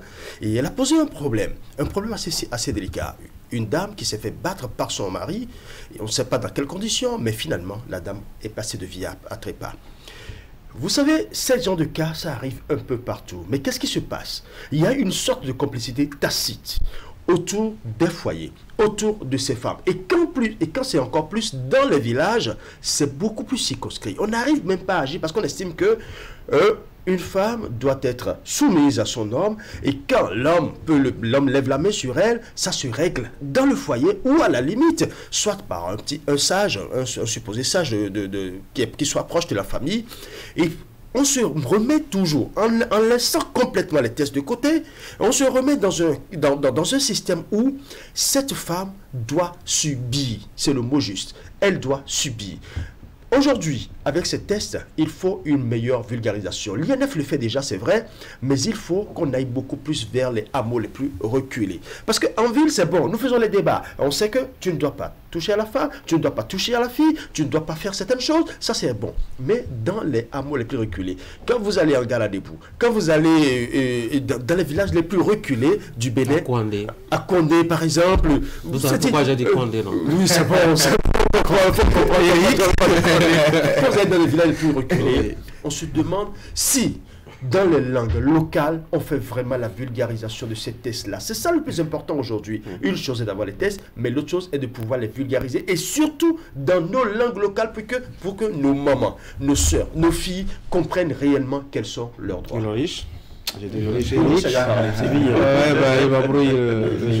Les misogynes vous diront que non, on n'a pas seulement fait que renforcer, on a sur-renforcé justement la femme dans notre société. Parce que quand vous jetez justement un coup d'œil sur cette loi numéro 2021-11 du 20 décembre 2021 portant disposition spéciale de répression des infractions commises à raison du sexe des personnes de protection de la femme, eh bien, vous avez des dispositions vraiment assez fortes. Et pour une fois, on a vraiment le sentiment que après avoir voté ces tests, il y a vraiment un sérieux qui accompagne l'application. Quand vous voyez les dossiers dont parle régulièrement la présidente de l'INF pour les personnes qui passent justement par cet institut pour poser véritablement des problèmes, on est à cheval sur le suivi des dossiers jusqu'à des condamnations, n'est-ce pas, de citoyens qui, entre-temps, auraient commis justement des infractions sur la personne des femmes. Et donc, rien qu'à l'évoquer, dans l'esprit des uns et des autres, ça déclenche certaines frayeurs, déjà, et qui nous amène à être, je dirais, un peu plus sages, n'est-ce pas, à l'endroit des femmes. Mais avant, je voudrais nuancer. Vous savez que, pour moi, la femme n'a pas de visage, ça n'a pas de couleur. Qu'elle soit en milieu rural ou en milieu urbain, ça reste la femme. Quand on a fini de faire le débat entre hommes et femmes, au sein même de cette... je dirais des femmes. De la gente. Voilà, il y a un travail à faire. Lequel? Parce que quand vous voyez le visage de la femme en milieu rural, on va en parler tout à l'heure. C'est-à-dire les impacts sur la vie quotidienne des femmes même. Parlons des lois qui existent. William, vous pensez que cela a changé quelque chose en réalité? Est-ce qu'on a, quand on observe un peu l'horizon, pas l'horizon, l'environnement législatif et de tests, est-ce que véritablement on a encadré tout ce qui touche à la femme et qui l'empêche de s'épanouir au Bénin? On a encadré beaucoup de choses. On a encadré une bonne partie. Est-ce qu'elle est majeure ou est-ce qu'elle est infime? Mais on a encadré suffisamment de choses. Je parlais à l'instant de la triplette de 2021, de décembre 2021, la modification du Code des personnes et de la famille dans certaines de ses dispositions, la loi sur les infractions portant mesures spéciales, des infractions à raison du sexe, la loi sur la santé et la reproduction.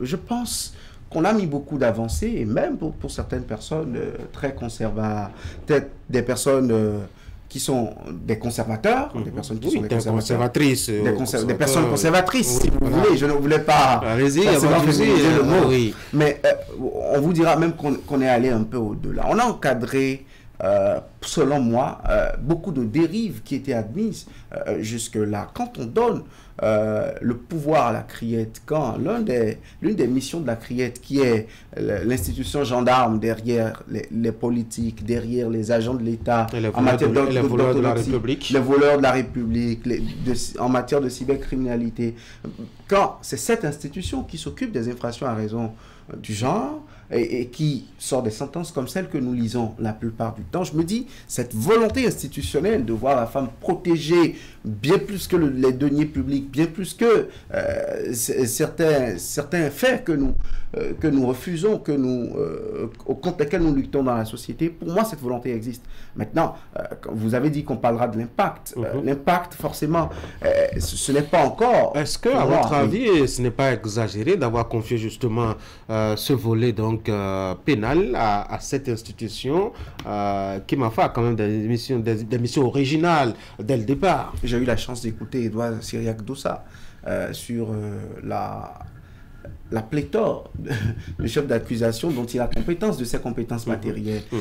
Et moi, je pense qu'il a été quelque peu convaincant en m'expliquant que si dans un pays, pour une même infraction, dans presque les mêmes conditions, autant de juridictions ont autant de décisions différentes sur le territoire national, qu'il est bien normal de concentrer les pleins pouvoirs de cette compétence-là à une institution, à une seule juridiction qui dit le droit et qui connaît des affaires. Le tribunal aurait pu régler l'affaire, non? Jusque-là. Aujourd'hui même, la compétence n'est pas totalement retirée, si je ne me trompe. Oui, il y a certains dossiers, justement, concernant des infractions à raison du sexe. Mais c'était cette façon de confier les infractions à raison du sexe. Un gros marteau pour tuer. Gros marteau, bon.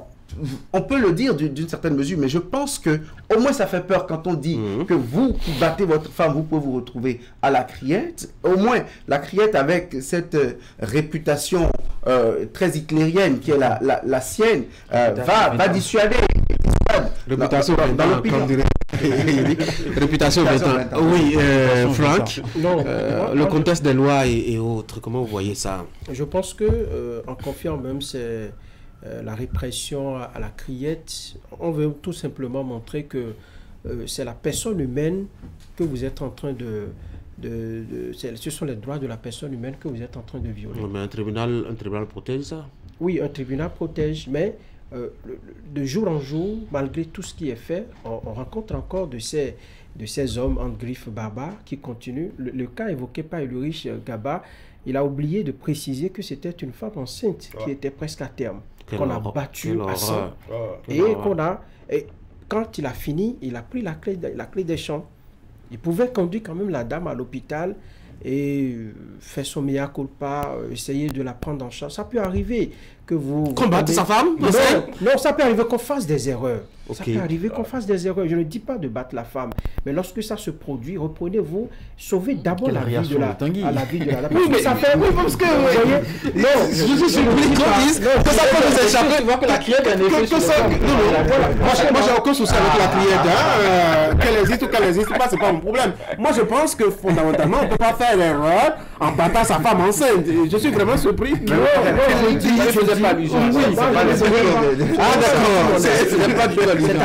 C'est pourquoi j'ai été suffisamment étonné. Lorsque l'acte a été posé et que vous savez que vous avez mal fait, bon, pour vous rattraper d'abord, il faut essayer de sauver la vie parce que c'était 2 vies qui étaient en jeu là. Et face à un tel acte qui est posé, si vous refusez d'amener ça à la criette qu'on connaît redoutable. Oui, voilà. Si vous refusez de conduire ça là-bas, c'est que d'autres personnes vont développer ces velléités. Donc, c'est pour dire que tout est mis ensemble, tout est fait à dessein pour décourager à jamais ceux qui font de la femme une chose, ceux qui minimisent la femme dans la société. Et de plus en plus, vous voyez que même si au niveau des femmes, il y a des choses à reprocher, parce qu'il y a des femmes qui ont la possibilité d'évoluer, il y a des femmes qui ont la possibilité de jouir de leurs droits, mais qui se refusent d'adopter des comportements qui, par exemple, ne renoncent pas aux faveurs. La femme qui a la possibilité de faire un travail sans offrir une faveur à quelqu'un, cette femme-là, elle préfère aller par des faveurs parce que ce sont des voies détournées, des voies les plus faciles. Quand vous faites ça, et vous voulez que d'autres personnes viennent maintenant défendre vos droits, et au niveau des femmes elles-mêmes, il y en a qui œuvrent pour que ces droits-là ne soient pas appliqués. Il y a des femmes qui combattent aujourd'hui les femmes. Oui, mais c'est la liberté d'opinion, c'est la liberté de penser. Non, lorsque c'est pour sauvegarder, lorsque c'est pour défendre, pour faire jouir des droits, et lorsque vous pensez que c'est la liberté, ça n'est pas bien, parce que vous pénalisez d'autres sœurs, vous pénalisez des filles, des enfants qui sont derrière, qui doivent venir, vous pénalisez ces femmes. On va finir avec le dernier axe de notre analyse, la réalité sur le terrain. Je voudrais profiter pour saluer quand même le travail d'une grande dame, même si elle est en très grande difficulté actuellement, Elina Kakbouchichi, avec son organisation qui se bat contre vents et marées, pratiquement les mains vides, à Abomey-Calavi pour défendre et poursuivre les cas de viol contre les mineurs surtout. J'avoue que Abomey-Calavi est quand même, en la matière, ma foi, une sinistre référence. J'avoue franchement, et c'est vraiment inquiétant. Je veux saluer vraiment le travail de cette brave dame-là, Elina Kaposhishi. Mais est-ce que vous pensez que des travaux engagés par les particuliers, les associations par ici, la Criette et ses 20 ans par là-bas, les tests qui existent au Bénin, est-ce que ça a changé quelque chose aujourd'hui à la vie de la femme, à comment est-ce qu'on la perçoit au sein de la société béninoise et comment elle-même, elle se perçoit au sein de la société béninoise? Ça a changé beaucoup de choses. Ah oui? Vous voyez, il y a la crainte aujourd'hui lorsque vous voulez poser des actes qui vont à l'encontre du respect des droits de la femme. On a un peu de retenue. Vous voyez, dans la société, par le passé, on observait beaucoup de brimades, on observait des violences inouïes sur la personne de la femme. Dans certains villages, vous allez entendre que on a versé de l'eau chaude sur la femme, on l'a battue, on a fait ci, on a fait ça. C'est vrai que ce n'est pas encore terminé, on n'a pas encore éradiqué ces genres de phénomènes, mais ça a sensiblement diminué. Là où ça n'a pas diminué, c'est plutôt l'autre aspect que vous avez évoqué, la prise en compte par la femme elle-même de cette réalité-là. Il y a, comme je le disais tantôt, il y a des femmes qui n'ont pas encore pris conscience que elles sont à respecter, elles sont des êtres à respecter elles-mêmes. Parce que vous les voyez dans une certaine posture et vous vous demandez, mais est-ce que ces femmes-là, elles savent qu'elles représentent, elles sont très importantes dans la société. Parce que la femme elle-même offre le boulevard à l'homme, offre le boulevard à l'autre femme de bafouer ses droits, de la réduire et de la minimiser. Moi, je pense que ça me pose un problème. Il va falloir que les femmes, comme bien d'autres femmes braves, comme d'autres bien femmes qui ont pris connaissance, qui ont pris la mesure de la situation, puissent se mettre ensemble pour dire, mais nos droits, nous devons les défendre. Pas les défendre pour, disons, pour réduire également les hommes, parce que c'est une complémentarité. On voit des femmes superbes, disons, fortes aujourd'hui, qui, en voulant s'émanciper, en voulant défendre ces droits-là, on arrive même jusqu'à casser leur foyer. Parce qu'on se dit, non, la femme doit jouir de tels droits, en oubliant même les valeurs fondamentales qui fondent, qui constituent le socle d'un foyer. Quand ça arrive comme ça, c'est que vous-même, vous détruisez. Parce que vous êtes femme, quand quelqu'un vous épouse, vous êtes femme quand quelqu'un arrive à... Non, pas forcément. Hein? Il y a les associations de droits de défense de femmes qui vous diront que la femme peut même mieux vivre sans le toit d'un homme et qu'elle-même elle peut construire son propre toit. Oui, d'accord, mais celles qui sont déjà... la promotion de... C'est le modèle promu actuellement. Non, celles qui sont déjà dans le foyer. C'est d'elles que je parle. Que vous êtes dans le foyer déjà, vous devez non seulement vous battre pour le respect de vos droits, vous battre pour le respect des droits de l'homme et le respect des droits de vos enfants. Il y en a qui disent que c'est moi et moi seul parce que la société me reconnaît ces droits-là. Est-ce que la situation de la femme a changé avec tout cet arsenal institutionnel et législatif? Sensiblement oui, mais on ne peut pas dire que c'est à 100% parce que j'évoquais des cas tout à l'heure et je dis qu'il y a jusqu'aujourd'hui des cas qui ne sont pas mis sous les feux de rampe. Pourquoi?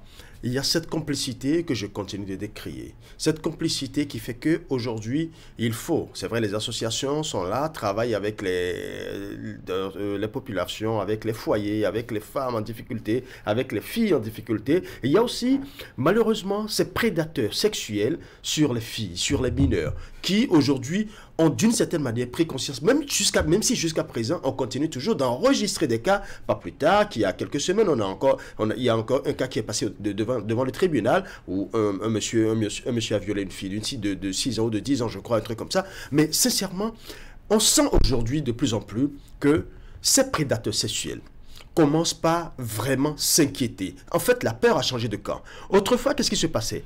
Ça se passait dans les hameaux. C'est pas des phénomènes nouveaux. Ce ne sont pas des phénomènes nouveaux. Ça se passait depuis très longtemps.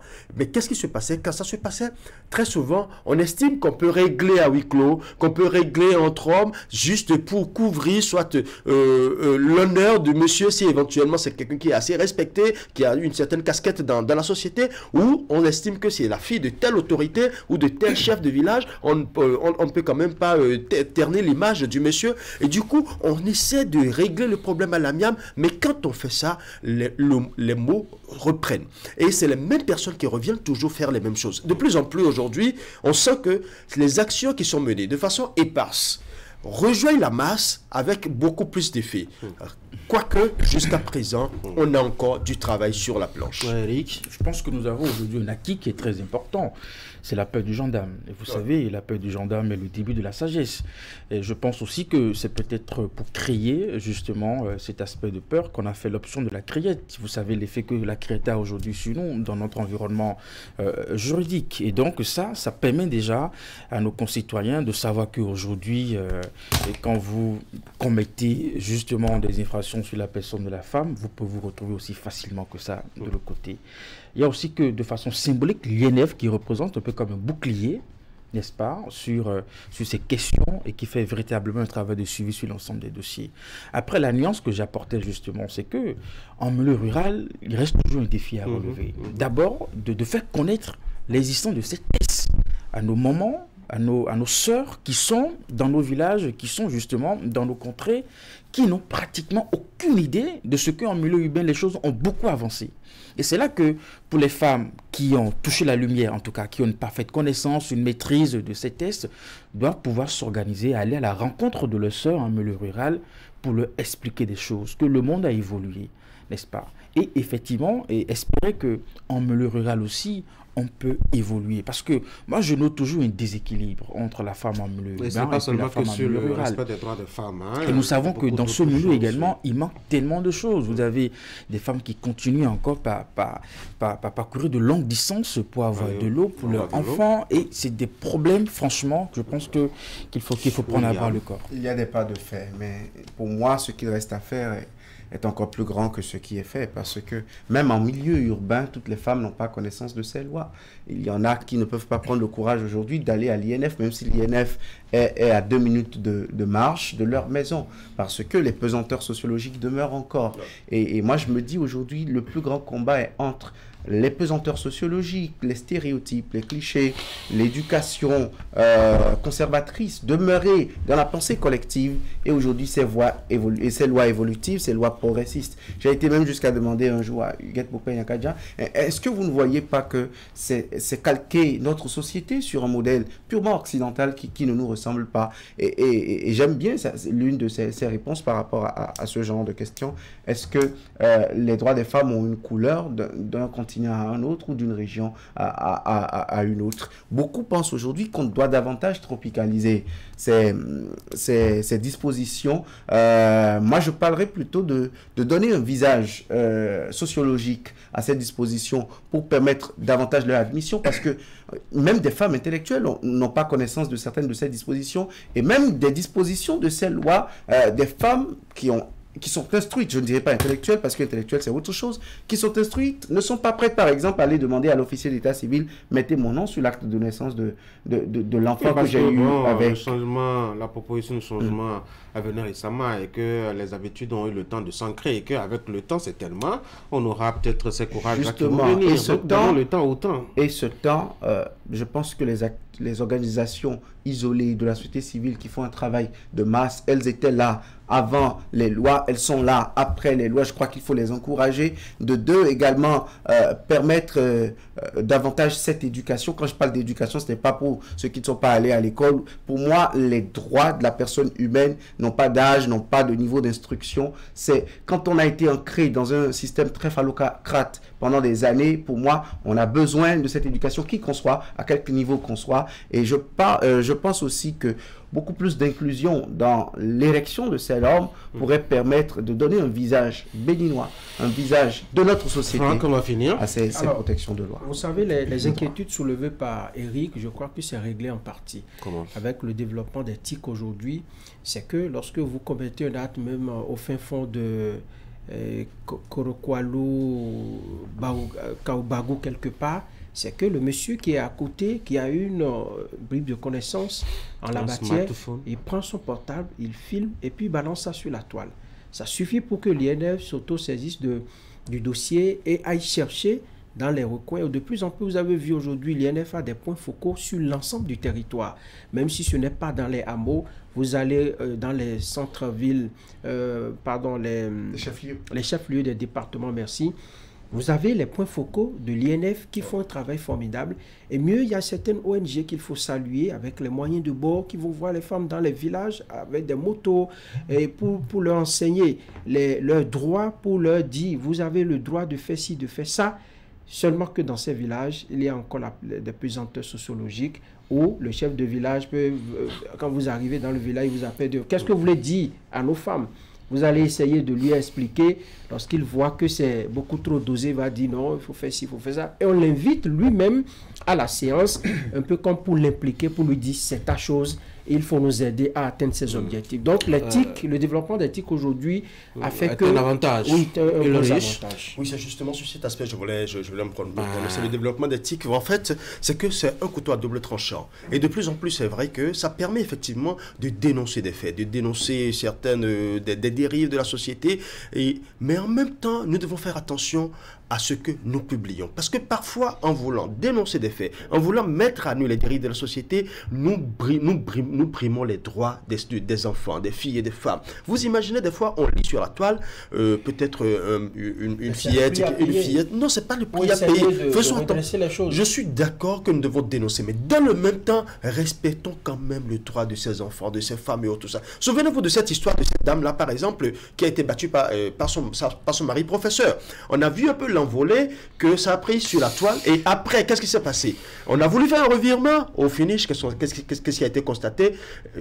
Finalement, le foyer a été brisé. Et les enfants, aujourd'hui, quelle est la situation? Et même pas les dernières informations, le riche, par rapport à ce foyer, je le connais très bien. Et pour avoir d'ailleurs, pour avoir d'ailleurs été très proche, médiateur. Oui, non, pas médiateur, j'aurais même aimé avoir été médiateur que le rôle qu'on m'a imposé à l'occasion. Témoin de faire. On va remercier quand même la première dame qui s'est impliquée alors et qui a fait quand même quelques démarches. Et j'avoue que pour les dernières informations que j'ai eues, notamment la semaine écoulée, l'équilibre du foyer, au niveau du foyer, s'est retrouvé. Ah bravo, voilà. C'est encourageant. Mais c'est vrai, ce que la riche dit. Voilà. Et ça rejoint quelque part les craintes de William, à savoir que est-ce qu'il faut tout importer? Est-ce qu'il n'y a pas un travail préalable à faire? Moi, je pense que plutôt que de graver, de forcer cette image dans la tête des gens, à savoir que bon, vous touchez à nos femmes, c'est directement la criette, ça a d'ailleurs installé cette phobie qui fait que de plus en plus les gens ont davantage peur de s'approcher de la femme, alors que nous sommes dans une société... Toucher une femme, ça dépend. Nous sommes dans une société... Oui, mais la déstabilisation psychologique, vous pouvez savoir toutes les réactions... Violenter, ça c'est autre chose. Toutes les réactions que cela peut provoquer. Nous parlons ici de relations humaines, de relations sociales.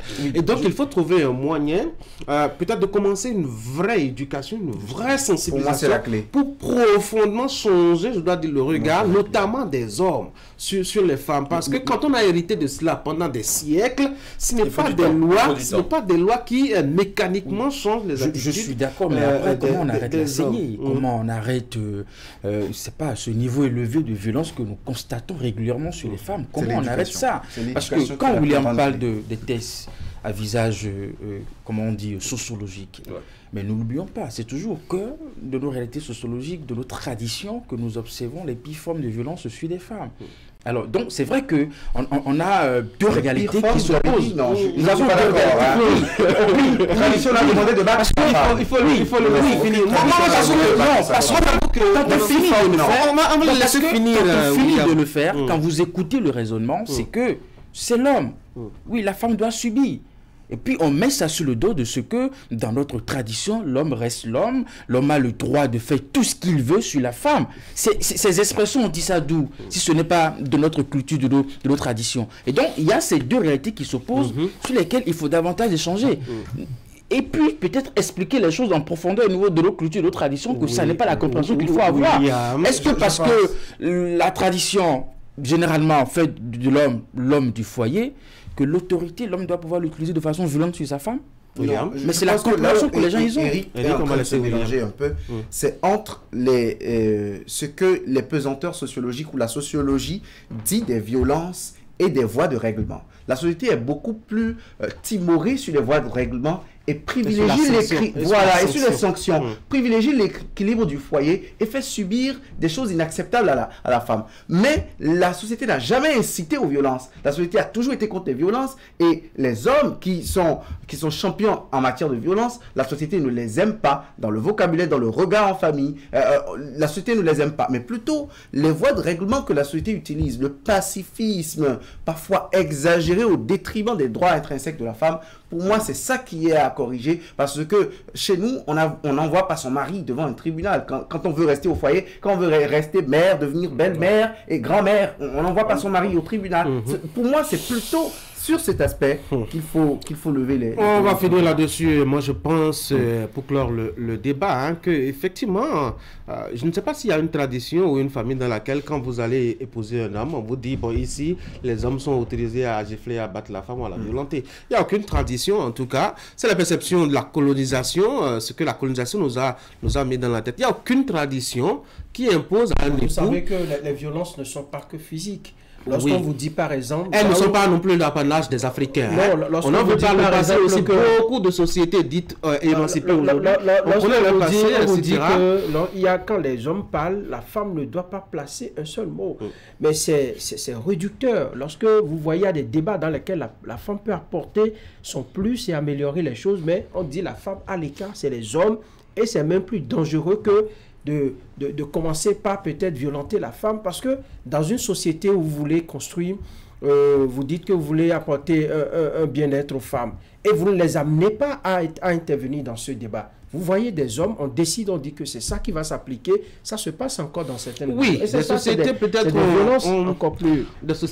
ont érigé qu'en matière de gestion des affaires publiques, la femme ne peut pas venir jouer un rôle, mais vous ne savez pas quel est le rôle qu'elle joue justement au chevet de son mari, au cœur de la nuit, etc. Je veux vraiment finir ce débat pour qu'on passe à autre chose, pour faire dire qu'en réalité, nos sociétés ont toujours privilégié la conservation de l'équilibre du foyer, et même si les solutions qu'elles ont souvent trouvées, nos traditions, n'ont pas été vraiment les bonnes, on ne peut pas leur en vouloir de chercher à apporter une solution à un problème qui se pose. C'est l'équilibre du foyer. Maintenant, est-ce que véritablement les options sont les bonnes? On peut s'interroger chacun et voir si les lois aujourd'hui qu'on a créées, est-ce que ces lois continuent de nous aider à garder peut-être un certain équilibre de la société, au-delà du foyer, de la société, parce que n'oubliez pas, à la fin, c'est la société qui recueille tout ce qui s'est passé à la maison, sur le lit, etc. Et quand c'est la société, c'est vous qui n'êtes pas dans la maison, c'est vous qui n'êtes pas dans le foyer, qui en prenez le coup et le poids. Les gars, merci. Merci. Bonne journée. Merci. Ça fait passionnant. Merci beaucoup. J'avais promis qu'on parle de casque. Et surtout de cette absence d'action et de réaction du ministère du Commerce qui voit un peu l'envolée d'un prix. On est déjà à 48, vraiment, je vous propose qu'on revienne là-dessus. Non, vous allez être mieux inspiré si vous passez un très beau week-end. Il y a une coalition qui est née avec l'actualité politique. Il y a une coalition qui est née. Laquelle? La coalition des partis d'opposition. J'attends aussi la coalition des partis de la mouvance. Ils ont envoyé la demande au ministère de l'Intérieur. Bonne journée les gars. Sur la rue de presse. Je vous remercie sincèrement d'avoir suivi cette belle aventure hebdomadaire qui s'achève ici. Demain, vous avez l'équipe de Wahab Ali Para qui vous servira à l'information matinale. Moi, je vais vous souhaiter de passer une très bonne journée d'abord et puis de bons moments de week-end par anticipation. L'équipe vous reviendra dès lundi prochain à partir de 7h. Prenez soin de vous.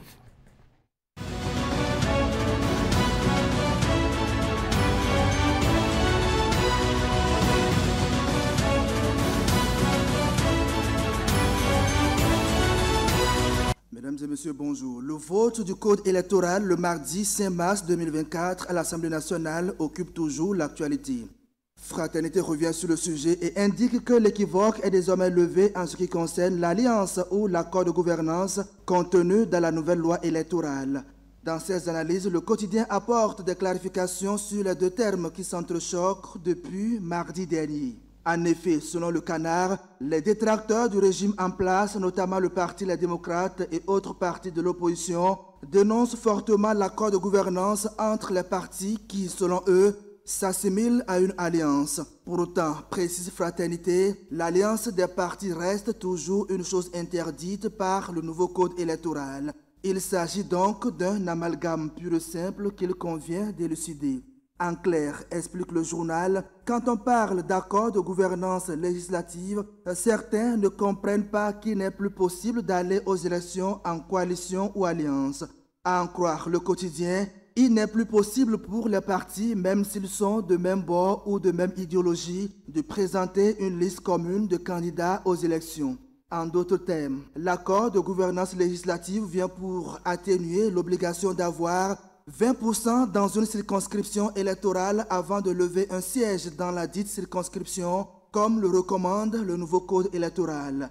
Le matinal vient renchérir les explications de Fraternité et ajoute que l'accord de gouvernance et de coalition parlementaire vise à renforcer la cohérence des courants politiques. Le journal indique que le point commun entre les deux dispositions, à savoir l'accord de gouvernance et l'accord de législature, est que dans l'un ou l'autre cas, il faudra formaliser l'accord à la Sénat avant le dépôt des dossiers de candidature. Cet accord permet d'avoir de grands groupes parlementaires et favorise la cohérence des courants politiques. Par ce mécanisme, explique le Canard, les partis existent par eux-mêmes et sont suffisamment forts en étant présents partout dans le pays, dans toutes les circonscriptions pour devenir de véritables partis nationaux ayant une envergure couvrant le territoire national et toutes les circonscriptions électorales. De son côté, le pays émergent revient sur la sortie médiatique des forces de l'opposition ce mercredi 13 mars 2024, justement au sujet de ce nouveau code électoral. Selon le journal, toute l'opposition vent debout dénonce un coup d'État institutionnel en préparation au Bénin en vue de confisquer le pouvoir lors des élections de 2026. Le quotidien cite les partis Les Démocrates, Nouvelle Force Nationale, Grande Solidarité Républicaine, le Mouvement Populaire de Libération et la Force Cori pour un Bénin émergent qui alertent et prennent à témoin la communauté internationale. Dans une déclaration lue par l'ancien député Guy Mitokwe et publiée à la page 2 du journal, ces forces de l'opposition invitent les 7 sages de la Cour constitutionnelle à respecter l'article 81 de la loi fondamentale et à ne pas se dédire. En bloc, ils protestent contre cette loi qui, selon eux, vise à exclure l'opposition aux élections générales de 2026. Et pour le contrôle de constitutionnalité des modifications apportées par les députés sur ce code électoral, la Nation nous apprend que le président Patrice Talon a saisi la Cour constitutionnelle.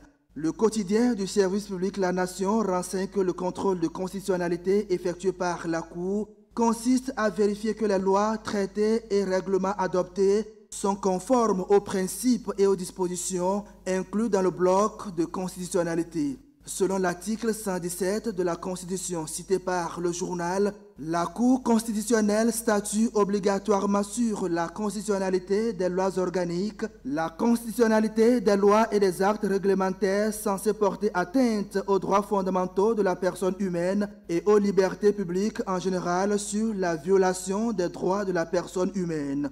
Or, dans le cas d'espèce, selon le journal, les modifications apportées au code électoral concernent entre autres les conditions de candidature à la présidentielle, le délai de dépôt de candidature et le seuil d'éligibilité des listes à la répartition des sièges issus des élections législatives.